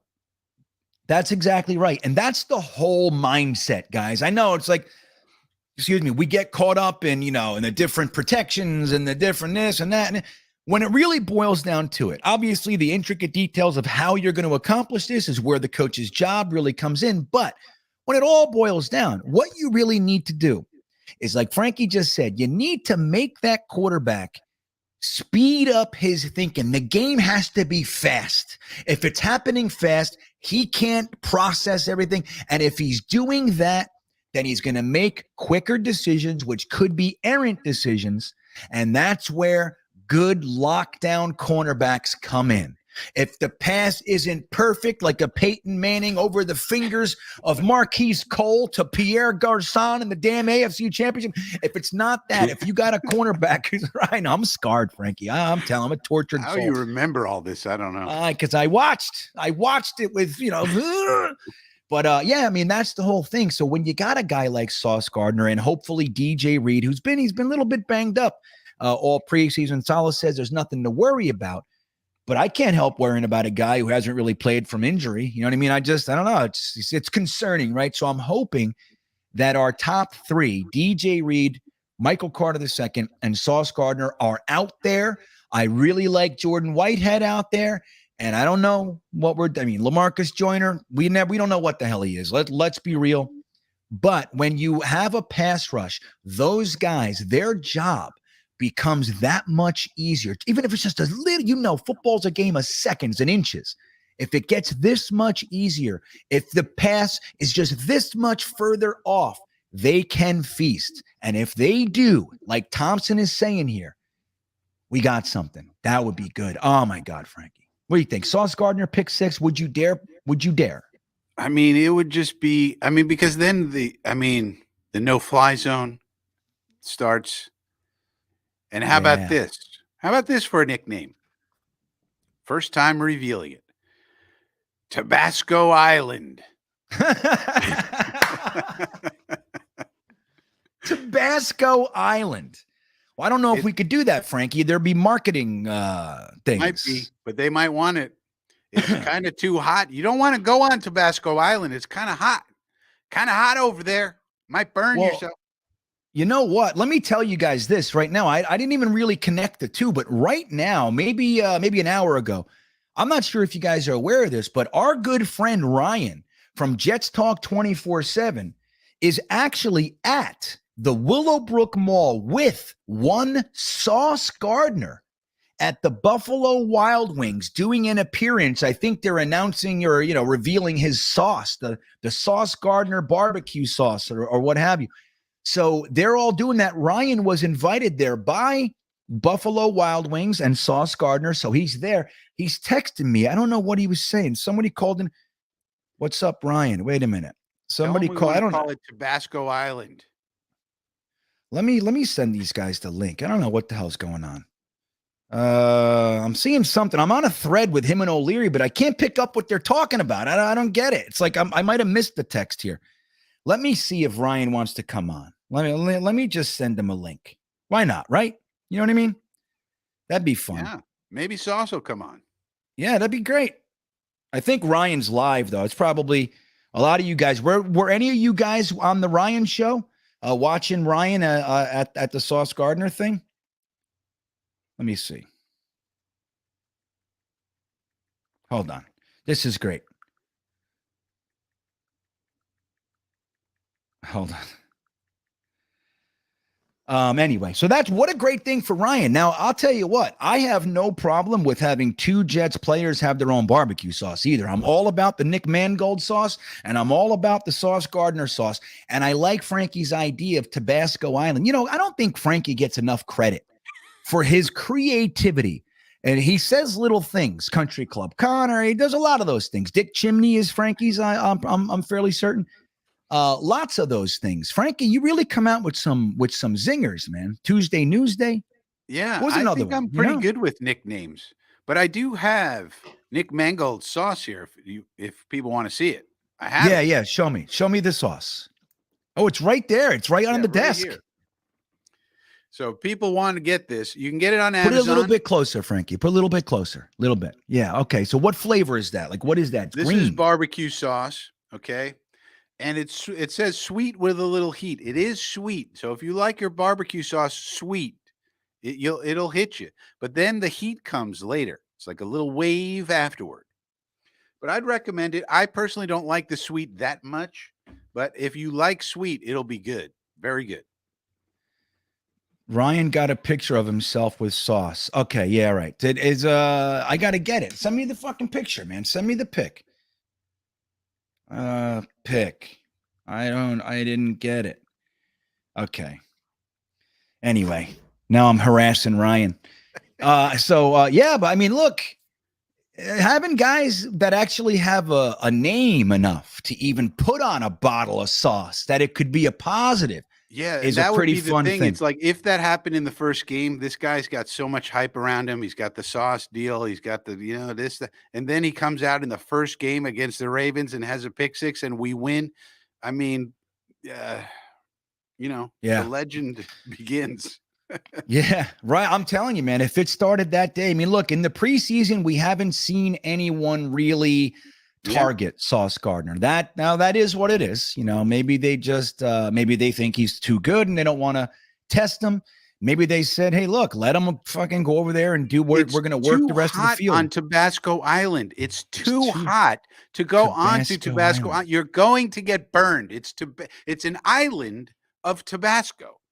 You will get burned if you go there. So just if you're a quarterback, stay away from Tabasco Island. It's too hot. I like it. Now, again, I don't think they'll do it because, well, hey, he doesn't really have anything. He doesn't have any control over it. If we make it and we use it, it is what it is, right? Tabasco Island. I think that would be great. Heibendahl checking in, Frankie says, don't concede to the Ravens. That's just it, man. Like, look, how many years have we kind of shown up to week one with our tail between our legs? It's like we're already going to lose. You know what I mean? Like, we've done that too many times. All right, here it is. All right, hold on a second. Let me see if I can. Thank you. Jeremy just sent me the picture. Let me see if I can do this over here. Let me see. Window. Something. We got a picture. Oh, I can't do it. Why won't it let me do it? Window. Yeah, here it is. Let me see. They might have to. I don't know if I want to show all that, though. Let me see. That's like the whole text thread. I don't know what the hell me and Jeremy are talking about. Let me see. Let me do it this way. Okay, maybe that way. Hold on. I'm sorry, guy. I want to try to get you guys this picture. Jeremy was nice enough to send it to me. Let me see one more time. See if I can get it to you. Stick around. You don't want to miss this. There it is, Frankie. Here it comes. What do you think? Hey, we Look know at our that boy. guy. Wait a minute. We have actually spoken with one of those two people. Oh, yeah. One of them. It's not. And it's not the Jets player. Not the Jets player. But that is so cool. Look at that. Sauce. Give me some sauce, please. Sauce. That's what they went with, huh? Sauce. Yeah. I like it. Hey, why not? Sauce. Hey, Yeah, look, so if you it's want some sauce, you might as well double up. You might as well get double the sauce. Sauce. I mean, I think it's fun to say. A little bit challenging. A little bit. It feels a little weird coming out of the gullet. You get used to it. You get used to it. I think it's fun. It's fun and challenging. So look at our boy Ryan, everybody. He's there. Get him in there. Let's see how happy. Look at how happy he is. Look at Ryan. You couldn't be happier. He couldn't be happier. Oh, I can't do it. All right. Anyway, there it is, everybody. Ryan from Jets Talk 24/7. And he's a personal guest of Buffalo Wild Wings and Sauce Gardner. That's actually true, Frankie. They actually That's called him and fantastic. invited him. How does he get to be that? He got all this. He's pulling all the strings over here. I'm going to be real honest. I'm going to tell you exactly. You guys want to know the trick? I'm going to tell you Ryan's trick right now. Ooh. Listen up, everybody. Here's what Ryan did to get invited by Buffalo Wild Wings. He's got 23,000 YouTube subscribers. That's how. With over, I think he has like 250,000 YouTube views a month. That's how you do it. Wow, that's easy. Hey, Frankie, though, I saw you with a 10,000 view video this week. I saw that. I don't think so, but Yeah. well. You got to double check. If you didn't notice that, then you're not maintaining your channel properly. I Oh. noticed it. It was at like 9,800. Maybe I gave you, or, maybe I assumed it's 10,000, but either way, congratulations, Frankie. Our boy Watu K, New York Sports Media, breaking out of, he's got a really good video doing well out there too. It's so nice. And I love seeing success by all the guys that are part of the show. It's really cool. Watu K with New York Sports Media, Frankie from Flatbush, Jets Chaos. He's approaching 2,000 subscribers. I mean, come on. We're rocking it right now, man. This is great. I couldn't be. Hold on. My computer's going to die. I forgot to plug it in. I'm like, why is that red? Why is that red, Frankie? What's that red thing on the, oh shit, it's going to die. So Hybendall, I'm with you, bro. We got to walk into this game thinking we're better than you. We're younger, we're stronger, we're more passionate. It's our house, and that's the way it is. And if we think that, there's no reason we can't win, man. Like we've said before, these players, Elijah Moore, Garrett Wilson, Jermaine Johnson, Sauce Gardner, nobody told them that they're supposed to suck. They don't think they have to suck just because they're on the Jets. Imagine that. Imagine that. Not guys that aren't, what the hell was his name? The Johnson, the guy, the cornerback, Mike McCagnon, made the highest paid cornerback in the world, and he sucked. What the hell was his name again? Tremaine Johnson? Is that Tremaine Johnson, yeah. Oh, that was good. Tremaine Johnson. What a good signing that was. Corey Washington checking in. Marcus May I know we saw that, Corey. And it's an interesting thing. Frankie actually put out a good video. I was going to do a similar video, but Frankie did it so well that I just chose to leave it over there. Remember last year, guys, and it's always good to use history and how, like for myself, right? I like to look back. How did I feel about a situation? And then when a year later, you can look back and there's a definitive result. I say, okay, well, was I right or was I wrong? And I use that to maybe help formulate my future thoughts. I think that's a good exercise. I find out that I'm wrong a lot more than I like, which is problematic, quite frankly. But so with Marcus May, a lot of Jets fans were really getting on Joe Douglas. And what happened, Frankie, is that Marcus May's agent put out a well-constructed, a very specific and deliberately constructed tweet. He gave it to Ian Rappaport, I think it was, and he put it out there saying the Jets this is the worst situation that I've ever had. Joe Douglas is a complete scumbag. He's only offering 80% of his current contract. Marcus May is the best player. They don't know how to take care of their players. And Jets fans got really upset.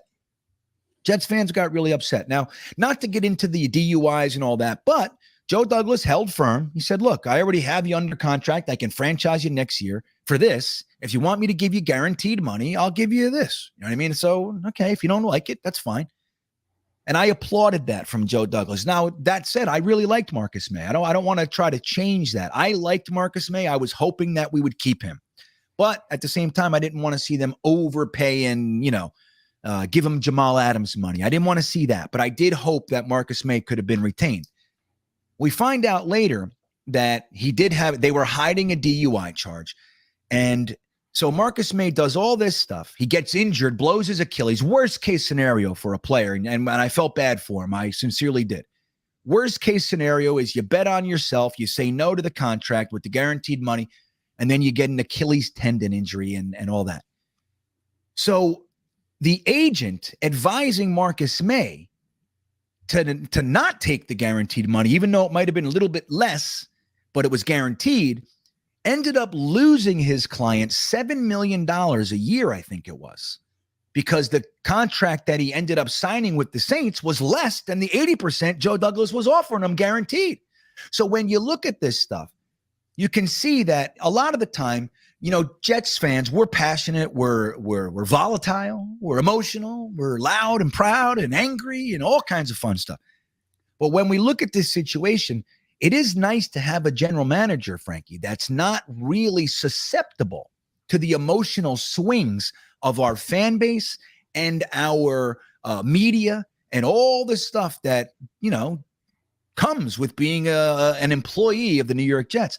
And when you look at these agents, it's nice to have a GM that's not getting their ass kicked around by these agents, that stand strong. And that dovetails with the cuts, Frankie. I think it's really painting a picture of this general manager that we have, that he might actually really know what he's doing. Do you think I'm onto something here, Frankie, or do you feel differently about Joe Douglas? I think we've figured out Joe Douglas will offer fair market deals, if you want to try and, but he's not going to be swayed by tweets. He's not going to be swayed by, things leaked to the press. He's going to do what he thinks is right. And he's not going to, be pressured, which is what the agent was trying to do. He's trying to put pressure through the reporter to the public in order to pressure Joe Douglas. And Joe Douglas will not be pressured. And you could argue with this move or that move. He should have done this. He should have done that. But he's not going to bow to the pressure of a tweet or of, or what the fans are saying. He's going to do what he thinks is right for the Jets organization. And you have to appreciate that. You really don't want to be having a general manager who, is going to bow to the pressure of a guy tweeting about you. And this is the same agent, by the way, that allowed Kyler Murray to have in his contract the study provision. This is the same genius who said, the Cardinals, you want to put in the contract that my guy has to study 4 hours a week? We're going to put that in the contract. Like, instead of taking that contract and throwing it in the face of Steve Keim and saying, get this garbage out of my face, take this out of here right now, Keim. And instead of doing that, he said, oh, okay, let me bring this to my client. And instead of saying to the client, I don't think we should sign this, he said, no, go ahead and sign it, Kyler. But this is the same genius who's Marcus May's agent. So, no, we're not going to bow to the pressure of Eric Burkhart or anyone else. We're going to do what's right for the organization, and we're going to do it fair. We're going to make it fair for you and fair for us. There's going to be protections on both sides. And that's how Joe Douglas operates. And you could argue with this move or that move, but at the end of the day, you have to appreciate that about Joe Douglas. Yeah, I could not agree more. And I think even this situation with the cuts right now, and all the NFL teams putting in waiver claims for our players, guys that we thought 10 minutes ago sucked. We're like, oh my God, Wesco's great? What do you mean? Guidry's great? I didn't know that. Oh, Idoga? Oh, no, we want him back. That kind of stuff.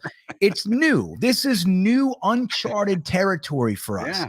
So with that said, and I saw it in the comments I think it was Robert S. maybe. Forgive me if it's not you, Robert, but I think it was.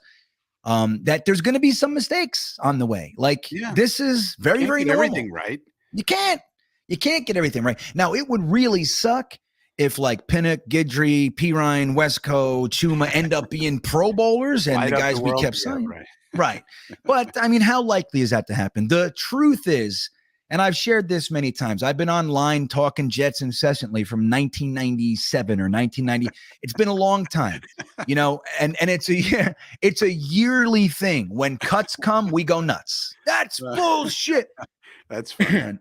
Most of the players that we freaked out about never amounted to shit one way or the other. Whether we wanted them and they stayed, or whether we wanted them and they left, or whatever. That bottom, chunk of the roster, that last 5 or 6 guys, it usually doesn't mean anything one way or the. It's very rare that a player the Jets cut goes and has a Pro Bowl career, and it's very rare that the guys that we sign on the waiver wire end up being great. Now, JFM was a waiver wire claim. We got him from the Rams, I think it was, right? Yeah, he was. Yeah. We picked him up, and Quincy Williams last year was a guy that we. There's a good one. So far, Joe Douglas. Well, Braxton was actually McCagden, wasn't he? Wasn't he McCagden? Or was he Joe Douglas? I think it was JD. I'm not sure. It was definitely Adam Gase. So maybe it was the second Gase year. let's just call it Joe Douglas. All right. Let's just say it's Joe. Let's put it in the Douglas column. I'll tell you what, if it is, if anybody can watch that, if anybody can check that, watch UK maybe, if you can check that, was Berrios brought here during the Douglas's first year or McCagnon's last year? I just forget. But if it's Joe Douglas, as far as waiver claims go, he's doing pretty damn good. I mean, JFM got an extension. Braxton Berrios got an extension. Quincy Williams is going into his second year with us. So when you look at that stuff, Joe Douglas is actually killing it, Frankie. Yeah. With this bottom end stuff. Yeah, except for Pinnock. But other than that, no, just kidding. Yeah. You know what sucks about Pinnock, Frankie? Like, look, you like him. You have made that abundantly clear. And I liked them too. Like we talk about, it's really fun to root for the bottom end guys, whether it's late round picks, undrafted. It's really fun when those guys end up making good. Wayne Corbett, Victor Green, Robbie Anderson, Snacks Harrison, all those kinds. It's really fun when you can root for those guys on the bottom and they come up and they end up being stars for you. It's really a great thing. And we've done that a few times. So Pinnock, it's really, it was interesting. He was brought in as a 4th round cornerback. He was the first defensive back we took out of that group, interestingly enough. And he ended up getting switched to safety. Looked okay, looked pretty good, looked like he had potential. But I got to admit, the last 2 games, he missed quite a few tackles. I mean, there was, I think, 2. It was at least 2 in the Giants game that I remember.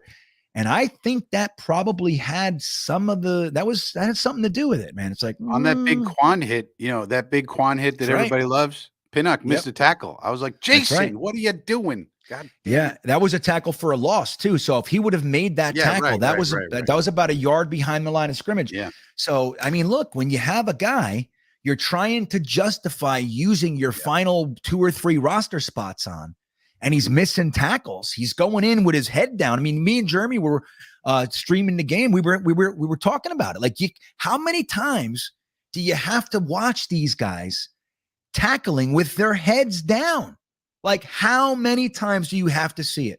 Like, this is the stuff you teach. It's foundational football. It's the stuff you teach children in youth football and high school football. Keep your heads up. And you watch a guy trying to make the roster, flying in for a killer hit. He's going to explode. Like, in his head, he's thinking, oh my God, I'm going to crush him. And he fucking flies right past him because the guy went, boop, and you weren't looking. You were looking at the turf, bracing for a big hit. And it's unfortunate. And I think that probably had something to do with it. Watch UK with a little bit of stats for us. He says, Joe Douglas was hired June 7th, 2019. And Berrios was claimed September 1st, 2019. So that would make Berrios a Joe Douglas waiver pickup, Frankie. Thank you, Watsuke. Incredible. And it's the anniversary. It's Braxton Berrios Holy waiver anniversary. It's a Hey, waiversary. Hey! Yeah. We didn't even know. It's a holiday, everybody. Who knew? This is Drink the up, third. everybody. Drink up. Woo! Braxton Berrios. Yeah! That's what it is. All right. Jeremy, get some hot sauce. Let's pour it all over our faces. Let's do it. Today is the 3-year anniversary of Joe Douglas plucking Braxton Berrios from the New England Patriots cut list, the waiver wire. I think that's incredible. I didn't even connect that. Watch UK, thank you for giving us the info. And Frankie, thank you for connecting it to the fact that it's actually that day. And Jeremy, thank you for that little dance you just did in the back. That was pretty killer. It's Berrios Day, Loopy or Luppy, OU812. That's fantastic. Look at everybody. Everybody's so psyched. Happy anniversary. That's Y2K. It's awesome. This is incredible. I'm so happy. Well, anyway, but look, you just look at like this year, Frankie, Joe Douglas decided not to claim anyone on waivers, which is an interesting message. What that's saying is out of all the guys that were cut, Leatherwood or, tackles and Jaquiski Tart, all these guys that from our point of view, could have been used on our team. They like the guys that they have better.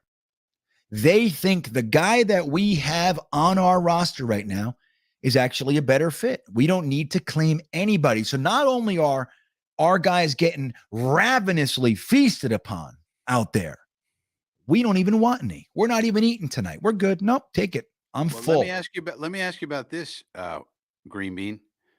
A surprise cut happened today. The New York Gigantes cut Blake Martinez. Ooh. Is that someone you'd be interested in for our roster? Well, why did they cut him? They have a new staff there. Wink Martindale, I guess old Winky, he didn't want him. Winky wanted Pinnock, but I guess he didn't want Blake Martinez. So I don't know why. I'm just trying to see what. Yeah, Blake Martinez. Well, I haven't seen. That's the thing. I think the addition of Quan Alexander, just like we said during the draft, Frankie, and you actually were on the right side of this thinking. I was convinced that the Jets were going to bring in some linebacker help. I was convinced. If not free agency, we're definitely going to do it in the draft. And they didn't. Now, we ended up getting Quan Alexander later, but they didn't. That means they like their guys. They like, obviously, CJ Mosley. Now, we have 5. I think they love Sherwood, and if you want Sherwood in the preseason, I think he's going to be good. I do. Yep, rightfully so, man. His arms are like boa constrictors. But nonetheless, their 5th linebacker on the 53 man is Marcel Harris. You'd have to move some money around, but if you could do a lot worse than having a 5th linebacker of Blake Martinez, I think. No, I would agree with that. But so who are you cutting on our team right now? I just put Marcel on the practice squad. He was cut. Marcel Harris. No, we signed Marcel today. We signed Marcel Harris. Signed him back. Yeah. So who did we cut? 53. We put him onto the 53. We put Vinny Curry onto IR. Is that because of Vinny Curry? All right. Okay. I didn't catch that. Okay, good. Yeah. Interesting. But then simultaneously, they let Blake Martinez go. So I think if we want to and we have one slot open on the P squad. So Marcel Harris can go to the P squad. Blake Martinez, welcome back to New York. But we have to clear up some money. We do have some cap issues. So we got to clear up some dough. Why? How much is he going to cost? Well, I don't know, but he's going to want 2-3 million, I think, and we're right up against it. So we have to clear up some space anyways. So I think they're going to move money with JFM or something. That's interesting. Yeah, I would say Y2Ks. All right, we signed Marcel Harris to the roster today. Clay. Okay, yeah. Interesting, man. So I don't know. I mean, look, I think one of the concerns that we had was Jamie Sherwood, right? And Hamza Nasruddin. They weren't able to do much last year. Obviously, Sherwood had the Achilles injury, so we had a very incomplete season. Mm-hmm. And we're nervous about that. We're nervous about what, depending on a guy who's young, switching positions, didn't look great in the 4 games we had him, and then has the Achilles injury. But one thing I can say is that guy has looked, out of the defense, there's an argument to say he looked the best. He was consistently looking like he not only knew where the hell to be, but how to read the play, how to make the very short tackler. I think there was even a pass defense by him. So he's looked really, really good. And obviously Quan Alexander looked good as well. Now Quincy Williams came out like a cannon and had that late hit on the sideline with Jalen Hurts. And I haven't seen shit from him since. It was like, I don't even think he made a tackle. So, not that I noticed anyway. But so I think they like Quincy Williams. They obviously like CJ Mosley, Jamie Sherwood, and Quan Alexander. Marcel Harris, I might be willing. Look, they like him. They know him. He's another safety to linebacker guy, a guy that they switch around. But I might like Blake Martinez more than Marcel Harris. That's interesting. But then again, this guy's been here. If all things are equal, like how much do you value the fact that he's here? You know what I mean? He's already here. Yeah, I wonder what people. You'd have to. Obviously, they have the pro personnel. They're going to look at the tape and see what's going on with Blake Martinez. If Blake Martinez has just lost the plot, as people say, and just is terrible now for some reason, even though he used to be a good player, then he doesn't. Then forget it. We don't need him. But if it's just a situation, new staff, they don't like him. He costs too much money, whatever. Yeah, Yeah, but yeah. if he still can play, if you look at the tape and he still can play, I don't know. I'd look into it. Yeah, I would too, man. And I think that's an intriguing move, actually. I like that. And I was also I was interested about Chaz Surratt, but I think he had a neck injury. I think that probably had something to do with it. Maybe we don't know how severe that neck injury is. Hey, So we can let him heal on our P squad. That's okay. yeah, I know. This Bring guy him has on, an man. intriguing profile. Chaz Surratt Hell has yeah. a very intriguing profile. I mean, even if he doesn't do anything until next year, fine. We'll sit you out. No problem. I would. I mean, Chaz Surratt, I liked him, especially in the third round. I thought that was a fantastic pick. Yep. So Clay Wavy checks in, Frank. He says, I knew I was drinking for something. He knew he had a reason. Happy Barrios Day, everybody. Now, look, Salty Nuts checking in. So Clay Wavy, you're not only drinking for Barrios, it's also the 1-year anniversary of the salmon nuts incident, right? Come on, Salty Nuts. I thought we agreed you were going to stay on the positive side, Salty. Come on. This is good. This is good. So now look at this. So 1 year, look what's happened. Denzel Mims went into that food poisoning. He had his tray. He walked into that cafeteria. Unbeknownst to him. Well, think about this, Frankie. He walked in that day. He had an orange juice, little orange juice cup with the tinfoil peel. He had one of those things. He had a spork in a napkin, and he walked into the cafeteria with his tray. And the entirety of JetNation thought this was the year, midday, that he had all our support. The entirety of the media thought Denzel Mims is going to break out. He walked in there. He said, the salmon. And since then, 1 year later, look at the world. Look at the Denzel Mims world. He's asking for trades. It's a fight. Turn nuts. 20 pounds. The lesson there is always choose the beef. That's right. Didn't you learn anything from the movie Airplane? Everybody who ate the fish was sick on the plane. He ordered the fish. What did he eat? He's puking. Oh, he ordered the fish. What did the captain eat? The fish. Or the pilot? He ate the fish. So we got to be careful with the fish. I'm a firm believer. Fish shouldn't even be food anymore. Get it out. Yeah, I agree. Done. How are you gonna trust an animal that lives in the water? That's ridiculous. Right? How do you trust a guy who doesn't even breathe air? He's just floating in the water. Yeah, what got is gills? So what are these gills? Nobody gills. It's like gills? It's like an alien, right? We're eating alien food. Like, what is that? Yeah. Then you got these bottom feeder lobsters or like Jim Gaffigan. Jim Gaffigan had a really great bit where he called oysters snots and rocks. And he said, who's the first guy that discovered a snot in a rock and decided to eat it? Who did that? It's a snot in a rock. He goes, it tastes, I just put a little Tabasco sauce, a little bit of lemon, suck down the snot in a rock. Oh my God, that's wonderful.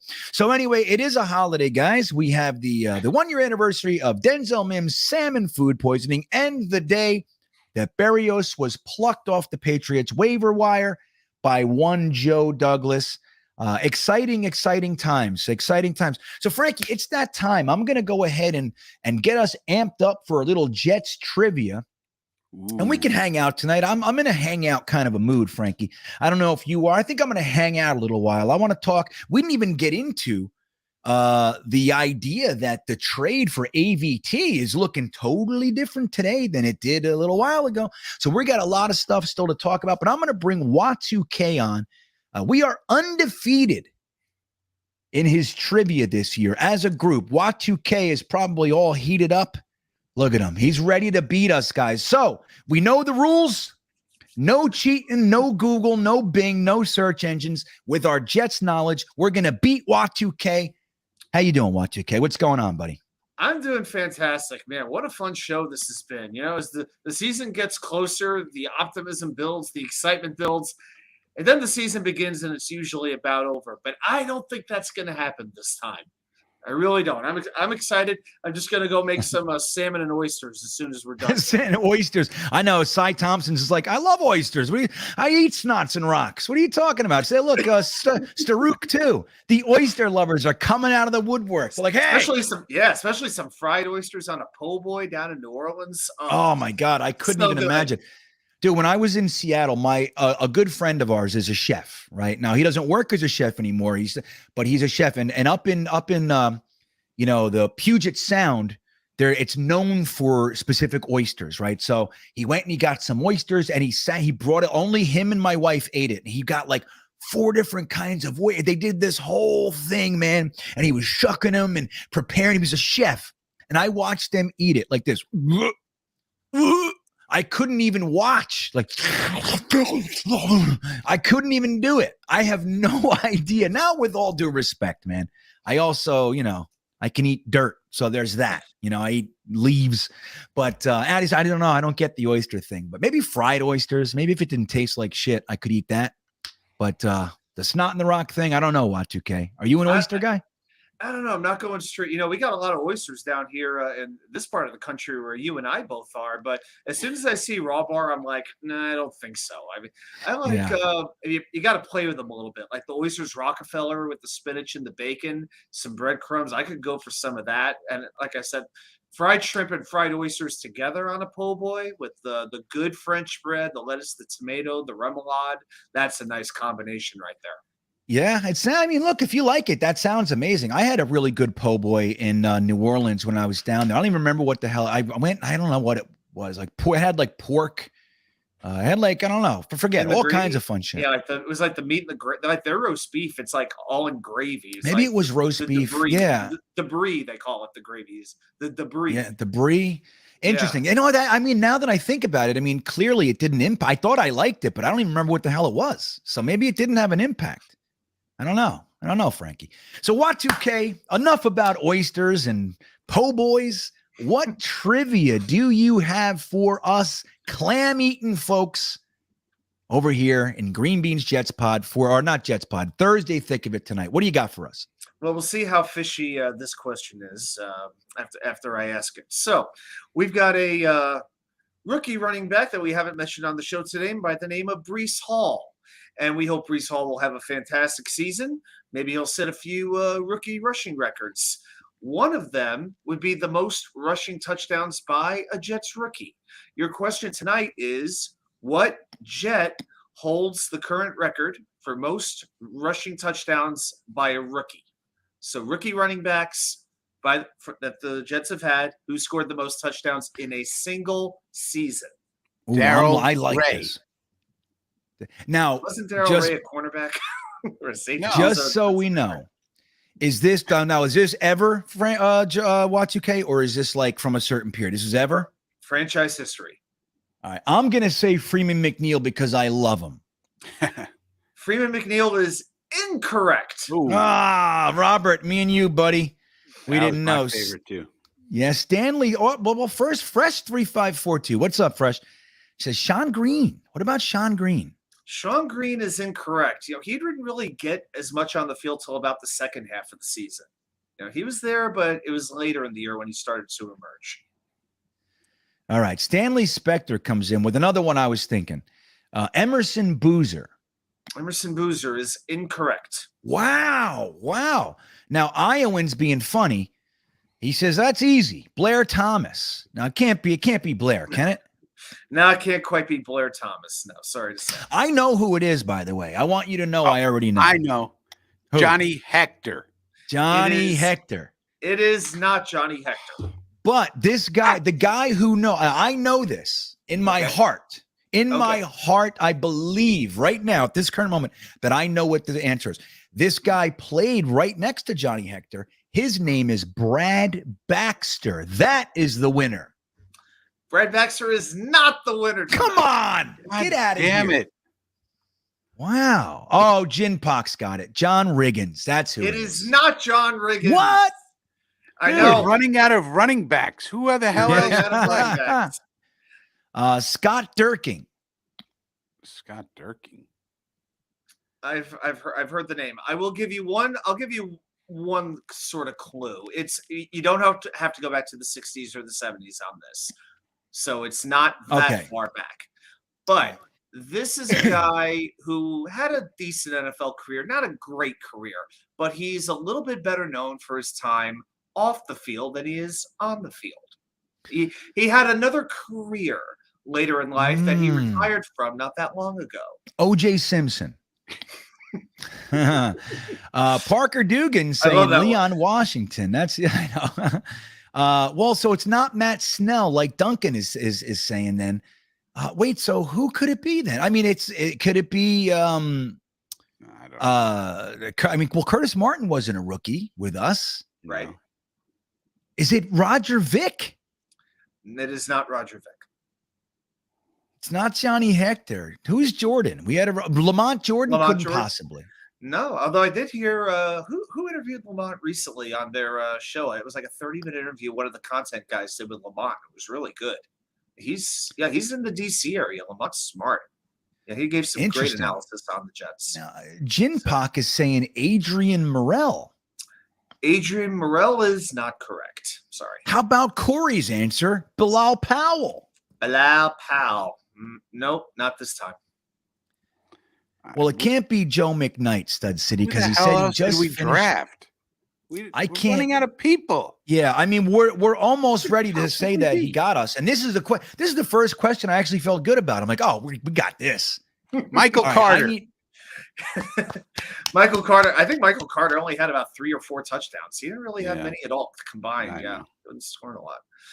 He just had a career outside of football. Yep, he had a pretty long career in the public eye. Doing what? See if I give it away. I'm trying to figure out. We don't have any clues. Y2K. Somebody got it. Somebody finally got it. Tony Page. What did he do outside of football? He hosted a late night show on WFAN for a long time. He retired. 7 touchdowns in 1984. Tony Page. Yes, well, let me say this. Jay Spector, I want to thank you. I was literally taking in the breath to pronounce that Y2K beat us. I was like, I was doing it. And then Tony Page came out from Jay Spector. There it is. Thank you. So what you're saying is that 7 is the target for Breece Hall. That's it. That's all he has to do. Or Bam Knight. Or Bam Knight. On the trivia. I think we need to give you like a 4 or 5 minutes. You're right. No. You know what? You are correct. What's a good time? 4 minutes, Frankie? What do you think? Yeah, that could work. Y2K's lobbying for 4 minutes. What do you think? 5? 4-minute drill. Call it the 4-minute drill. Yeah, the 4-minute drill. That's what we'll call it. Frankie making nicknames again. We're gonna call it the 4-minute drill. Yeah, we can put a clock on the screen. If we could find a way to put like a countdown. I can figure that out. Yeah, I got that. Hold on. I got really cool. Yeah, that would add a lot of drama. Yes, then I like this. Ticking. I like this. Hey, I got John Nolte. It was that Tony Page, the one and only. Yep, that Tony Page. Tony Page. Was. Yep, he was a Jet for not very long, but he was a Jet, all right. Yeah, look at this. Most of his time with the Tampa Bay Buccaneers, though. So, yep. I'm going to show you guys something right here. Let me see. What about this clock?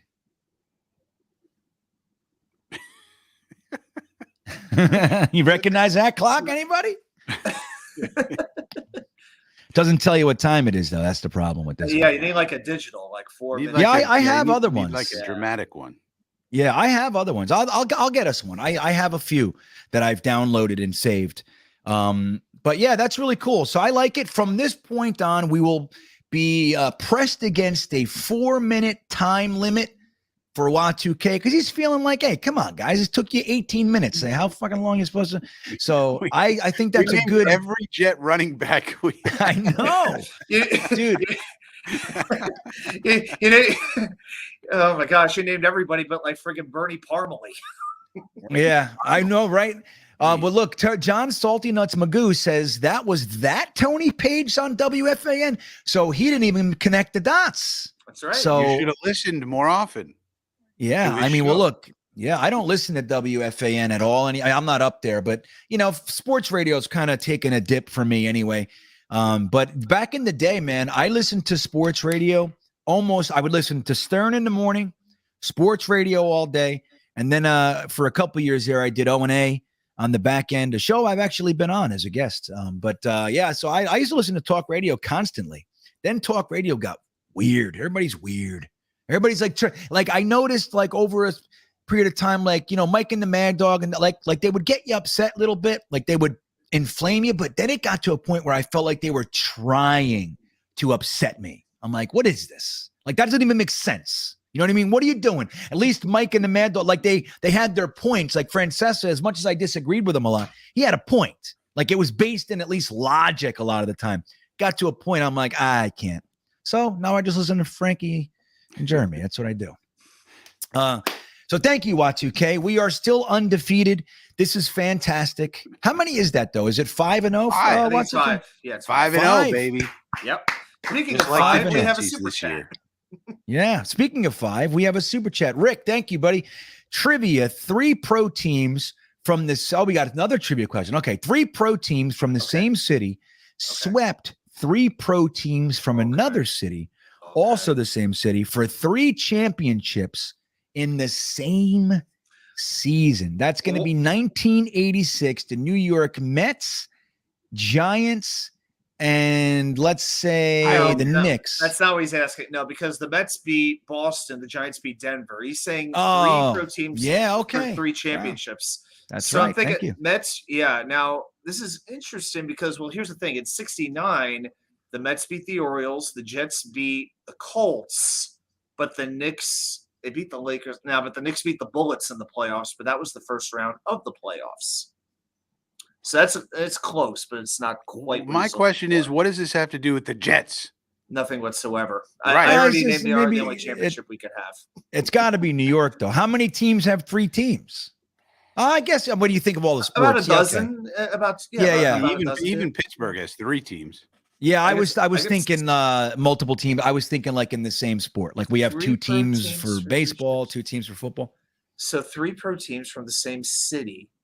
There's a good chance it could be like New York or LA, because you have multiple teams. Maybe Chicago, but not likely. That wouldn't be Chicago. Definitely not Chicago. I don't know, Rick. You're gonna have to give us the answer, buddy. I honestly, I don't know. Anybody know? Tampa Bay's won a bunch lately. Tampa Bay's been winning a lot, but they haven't won a World Series. But they've been winning Stanley Cups and they've won a couple Super Bowls. I have a feeling Boston's involved. Oh God. Yeah, right. Ugh. Boston, maybe Boston and LA. It's got I'm thinking of Boston LA scenario here. Yeah, Red Sox like over the Dodgers. Yeah, right. Right. So Patriots over the Rams, and what Loopy has one, and Celtics over the Lakers. That Boston LA. That's one. Boston. And like right, well, you could consider New England too as part of that. So if it's the Patriots, Yep. So there you go. He says Boston and LA. What do you think, Rick? Did Y2K get it? Yeah, Boston over LA, I'm positive is one of them. Oh, Rick. So you got to do it. You got to tell Rick us. Gave up on this. He's like, oh, I left. Rick's just making questions up. Oh, here we go. 69 Jets. See, he's the Baltimore Bullets. Yeah, the Knicks beat the Bullets that year in the 69. first round. Now the Washington Wizards. Hennessy. Well, Y2K actually said that. But that wasn't for a championship. The Knicks beat the Bullets in the first round. It wasn't for a championship. But they did win 3. Rick is saying it is, though. I know the Knicks in 69, the Celtics beat the Lakers. It was 1970 when the Knicks won their championship and they beat the Lakers. Because based off your question, it sounded like 3 teams won championships against 3 other teams, and they're all the same city. So that'd be like New York beat Boston in 3 different sports for a championship. That's how I interpreted the question. All right, well, here's the answer. That was, look, you got some logical, your stuff. Y2K knows things. The 1969 Jets defeated the Colts. The Mets defeated the Baltimore Orioles, and the Knicks defeat the Baltimore Bullets. Now, Frankie, to answer your question, that's what it has to do with the New York Jets. That's what it is. I did say that after Y2K had ruled out the 1969 Jets. So I was under the impression that I didn't rule it out. It was only because the Knicks didn't win a championship against Baltimore. Frankie So was what is- riding the Y2K. He was like, he just trusted you without question. trusted That's what it you. was. I mean, There you go. And it didn't take me 4 minutes to come up with that either. Right. That was pretty good. well, Well, Rick, that was awesome, man. Thank you. And Thanks, I Rick. love that it had to do with the Jets. That was great. and also screw Baltimore. Screw Baltimore. And That's screw right. Screw all the Baltimore dogs. That's right. The Baltimore Baltimorean dogs. That's Yeah, called the the callback, Baltimoreans. Green Bean. That's called the callback. You should know. Yeah, about that's right. That's what that is. Thank you, Frankie. Screw the Baltimorean dogs. Can you believe this? I bought Frankie. I've had this hat for 24 friggin' years. that. One Gotta week. Be I love. careful about what kind of dogs you let into your house.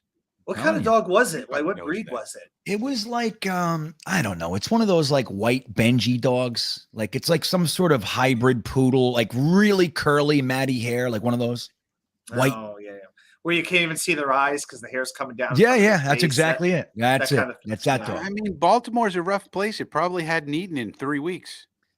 Yeah, right. No, but that's the truth. Baltimore's not a light city. I mean, No. they're heavy duty, man. You know, All right. There's Baltimore some good means stuff it. over there. I mean, if you're in Baltimore, go to Chap's Pit Beef, get a nice big sandwich with the fresh cut fries. For me, I combine the pit beef, which they cook over the charcoal and slice thin, the corned beef, the turkey, the Italian sausage. I mean, they got some amazing sandwiches. Is Never there mind any all the place crab you don't cakes. know about the food Y2K or like Not many, man. Not many. Timbuktu? You know what? I'll be there next week.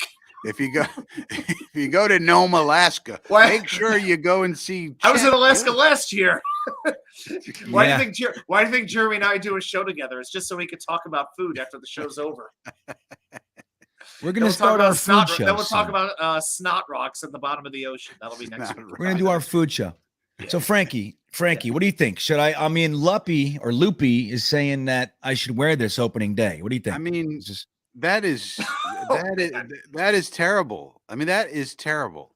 Terrible. I mean, It's terrible. terrible. If Terrible. you turn It it is. backwards, like, did he get the back of the hat too? I mean, the whole thing. no, well, that's the thing. Like the soul of the hat is still intact. Like that. You And should this, cut it out like- and make some sort of make an art project out of it or something. even Hang this. it on the wall, frame it, something. Yeah, Yeah. make it an art project. But I'm hearing, you It's know, not a hat anymore. It has lost its hatness. It's tough. I mean, Loopy, as much as I'd like to, like, believe me, I thought about it, but it's like, it's actually uncomfortable too. Like there's these little like this is hard. Look at that shit flying off. This is hard plastic. So like, there's all these like crunch, like All right, man. pointy pieces and stuff. It's going to be hard. You know what I heard? I heard that Salty Nuts I was wrong. actually found that exact hat, purchased it, and sent it to Jeremy. Jeremy, you want to come on the show? You want to bring? I want to hear Jeremy's thoughts on a few things. You want to come on, buddy? All right, let's bring on Jets Chaos himself, the hot sauce. I almost said hot dog. Hot sauce extraordinaire, Jeremy Jets Chaos. What's up? So is that rumor true, Jeremy? Did Salty Nuts Magoo send a hat to your house? Who blew his cover? I thought he really wanted to surprise you. The whole idea was he was going to surprise you. And he said, "Do you know his address?" I said, "If I ask his address, he's going to know something's coming because I won't, because I've sent him things in the past." So I said, "Just send it to me and I'll give it to him in New Jersey." And he said, "Okay, what's your address?" But I don't know how you found out. Like, how did that get? That's around? how. That's how. Because John Salty Nuts couldn't contain the excitement. It would have been cool if you guys were able to maintain the secret. But you know what I think? So look, I think Salty Nuts, I take Salty Nuts as a pragmatic individual. And he didn't want me to go buy the hat again. You know what I mean? And then I have 6 of them. Then this guy sends it and my wife surprises me and I go buy one. And next thing you know, I got 6 hats. He wanted me to know, hey, stop it. Stop the madness. I found the exact hat. So that's so super cool, man. So I'm going to say, Matt O'Leary suggested Viking funeral for the hat. So I get a skiff, I push it out into the river and I shoot a bow and arrow and with a flaming bow and arrow. Right. Yeah. Yeah, right. Exactly. I might do that. I might do something ceremonial, but then again, I might just hang it and keep it. You know what I mean? But then I have a nice hat that mimics that hat. And I can wear it. Now, this hat, sad to say, I bought this hat like maybe 3 or 4 years later. So this is an old one too. But this one, you see it, it's starting to But these are Reebok hats, man. The Reebok hats were good, dude. Like they're better than these new era hats. I'm telling you, they made them better. But Salty Nuts, I do thank you, man. Sincerely, I'm sorry that you couldn't contain the surprise so Jeremy could slap it on the table for me. But I sincerely, all jokes aside, like I'm touched and I'm appreciative and I'm grateful. I mean that sincerely. I was really hurt. Like when I walked in the house, Dad, I was upset, like deeply. I couldn't believe it because I left it on the kitchen table. So the dog actually went up on the table and took it. Like that's Baltimore. They knew what they're doing. They sent that damn dog. That's so, Nick Shine is in the house. Look at this. Proud New York Jets fans is here. I want to say hello to Nick. It's good to have you here, buddy. Nick is leading the charge for a massive collection of Jets fans meeting at some breakfast spot. I don't know where it is. I'm trying to see if I can make it. It's funny. I actually made 2 calls today to try to arrange my plans. I'm still trying to figure out what I'm going to do with my dogs that weekend and everything. But if I can go, I would like to go. He extended me an invite and I would love to go. But yeah, Nick Shine's kind of the ringleader of a really rather large collection of guys, Jeremy. Yeah. Well, it's actually he's picking me up at the airport at Newark in the morning, and he's going to take me for some Taylor ham, eggs, and cheese on a roll. Here we go. Jeremy knows. Jeremy knows. But we're getting together at 3:00 with Mark Reese and Riz. Mark Riz. Riz. Riz. And Gunny from New York Situation Report and his wife. And I think Iowan might make it. I'm not sure. I think it might make it. So there's going to be there's going to be and Dom C. Yeah. So we're going to have this big 3:00 late lunch in this Italian restaurant pizzeria kind of place. Yeah. And look, Nick's saying that hat is so bad, it's good. If it didn't hurt my head, I would consider it. Like it actually scratches my head. So by the end of the day, I'd be bleeding. You know what I mean? You gotta question how I was going to committed be you landing are. later. Yeah, I was going to be landing later, so he won't be part of these festivities. So I will not be there for it. So Duncan McLean Y2K he says that was a different Tony Page on Jetsfan. I was hoping you'd ignore that comment. Okay, it was really? his That's namesake. all right. It's okay. it was his namesake, and you all still got the question correct eventually. So yeah. Well, right. And look, even if it is the incorrect guy, it still would have been a way to get to the answer. So it was the hint is still effective. But the hint can't be a lie. How can the hint be a lie? I think that hey Frankie. I'm being accused of being a liar. I think the hint was a mistake, not a lie. That's very different. I think very different. Y2K knew better. He knows everything. I think he made a mistake. I don't think so. I don't know. I think it was good. So all right. So here, Rick is asking an interesting question. Then I do want to talk about the draft picks, the AVT trade. I really want to get into this. It's a just incredibly interesting turn of events. And it's the cap of a very heated discussion that Jets fans had. So I want to talk about it, but Rick is checking back in. He says, do you guys have Virginia Jets watch parties? Now, Y2K, I'm going to let you answer this. And Rick, you can let us know which part of Virginia you're in, because Y2K leads Virginia Jets watch parties, but they're on a specific side. Virginia's big. Virginia's a big ass state. So Y2K, why don't you let them know what you actually do for your watch parties? Hey, Rick. So first of all, thank you for the super chats. But we hang out in Norfolk at AJ Gators on Shore Drive. So this is the northwest part of Norfolk. We have the best place to reach us is on Facebook. You're in Roanoke. Yeah, you're on the west side of the state, so you're a little ways away, unfortunately. There's still a beeline, though. There's a direct line from Norfolk to. I've done it. It takes like 3.5 hours. It does take some time. But Rick, if you're ever interested in coming, on Facebook, you can find us at Virginia Jets Fans. Just to join, we've got over 630 members right now. And I've got all the events planned for the entire season. We're going to have trivia. You can have more Jets trivia if you ever want to show up. We got premium raffles, regular raffles, even special events. We have a big Christmas party. We do a Toys for Tots donation in December where we get toys last year we had I think it was over 100 toys that we donated. But all I know is we filled up the stage. The karaoke stage at AJ Gators, it was literally filled with toys. And I was really, really proud of that. So it's not just about the games. It's like a whole community. And that's what I love about it so much. Yep. And I can tell you that I actually had the privilege of going there last year, Rick. And it's truly a great group of people. Like, they're a lot of fun.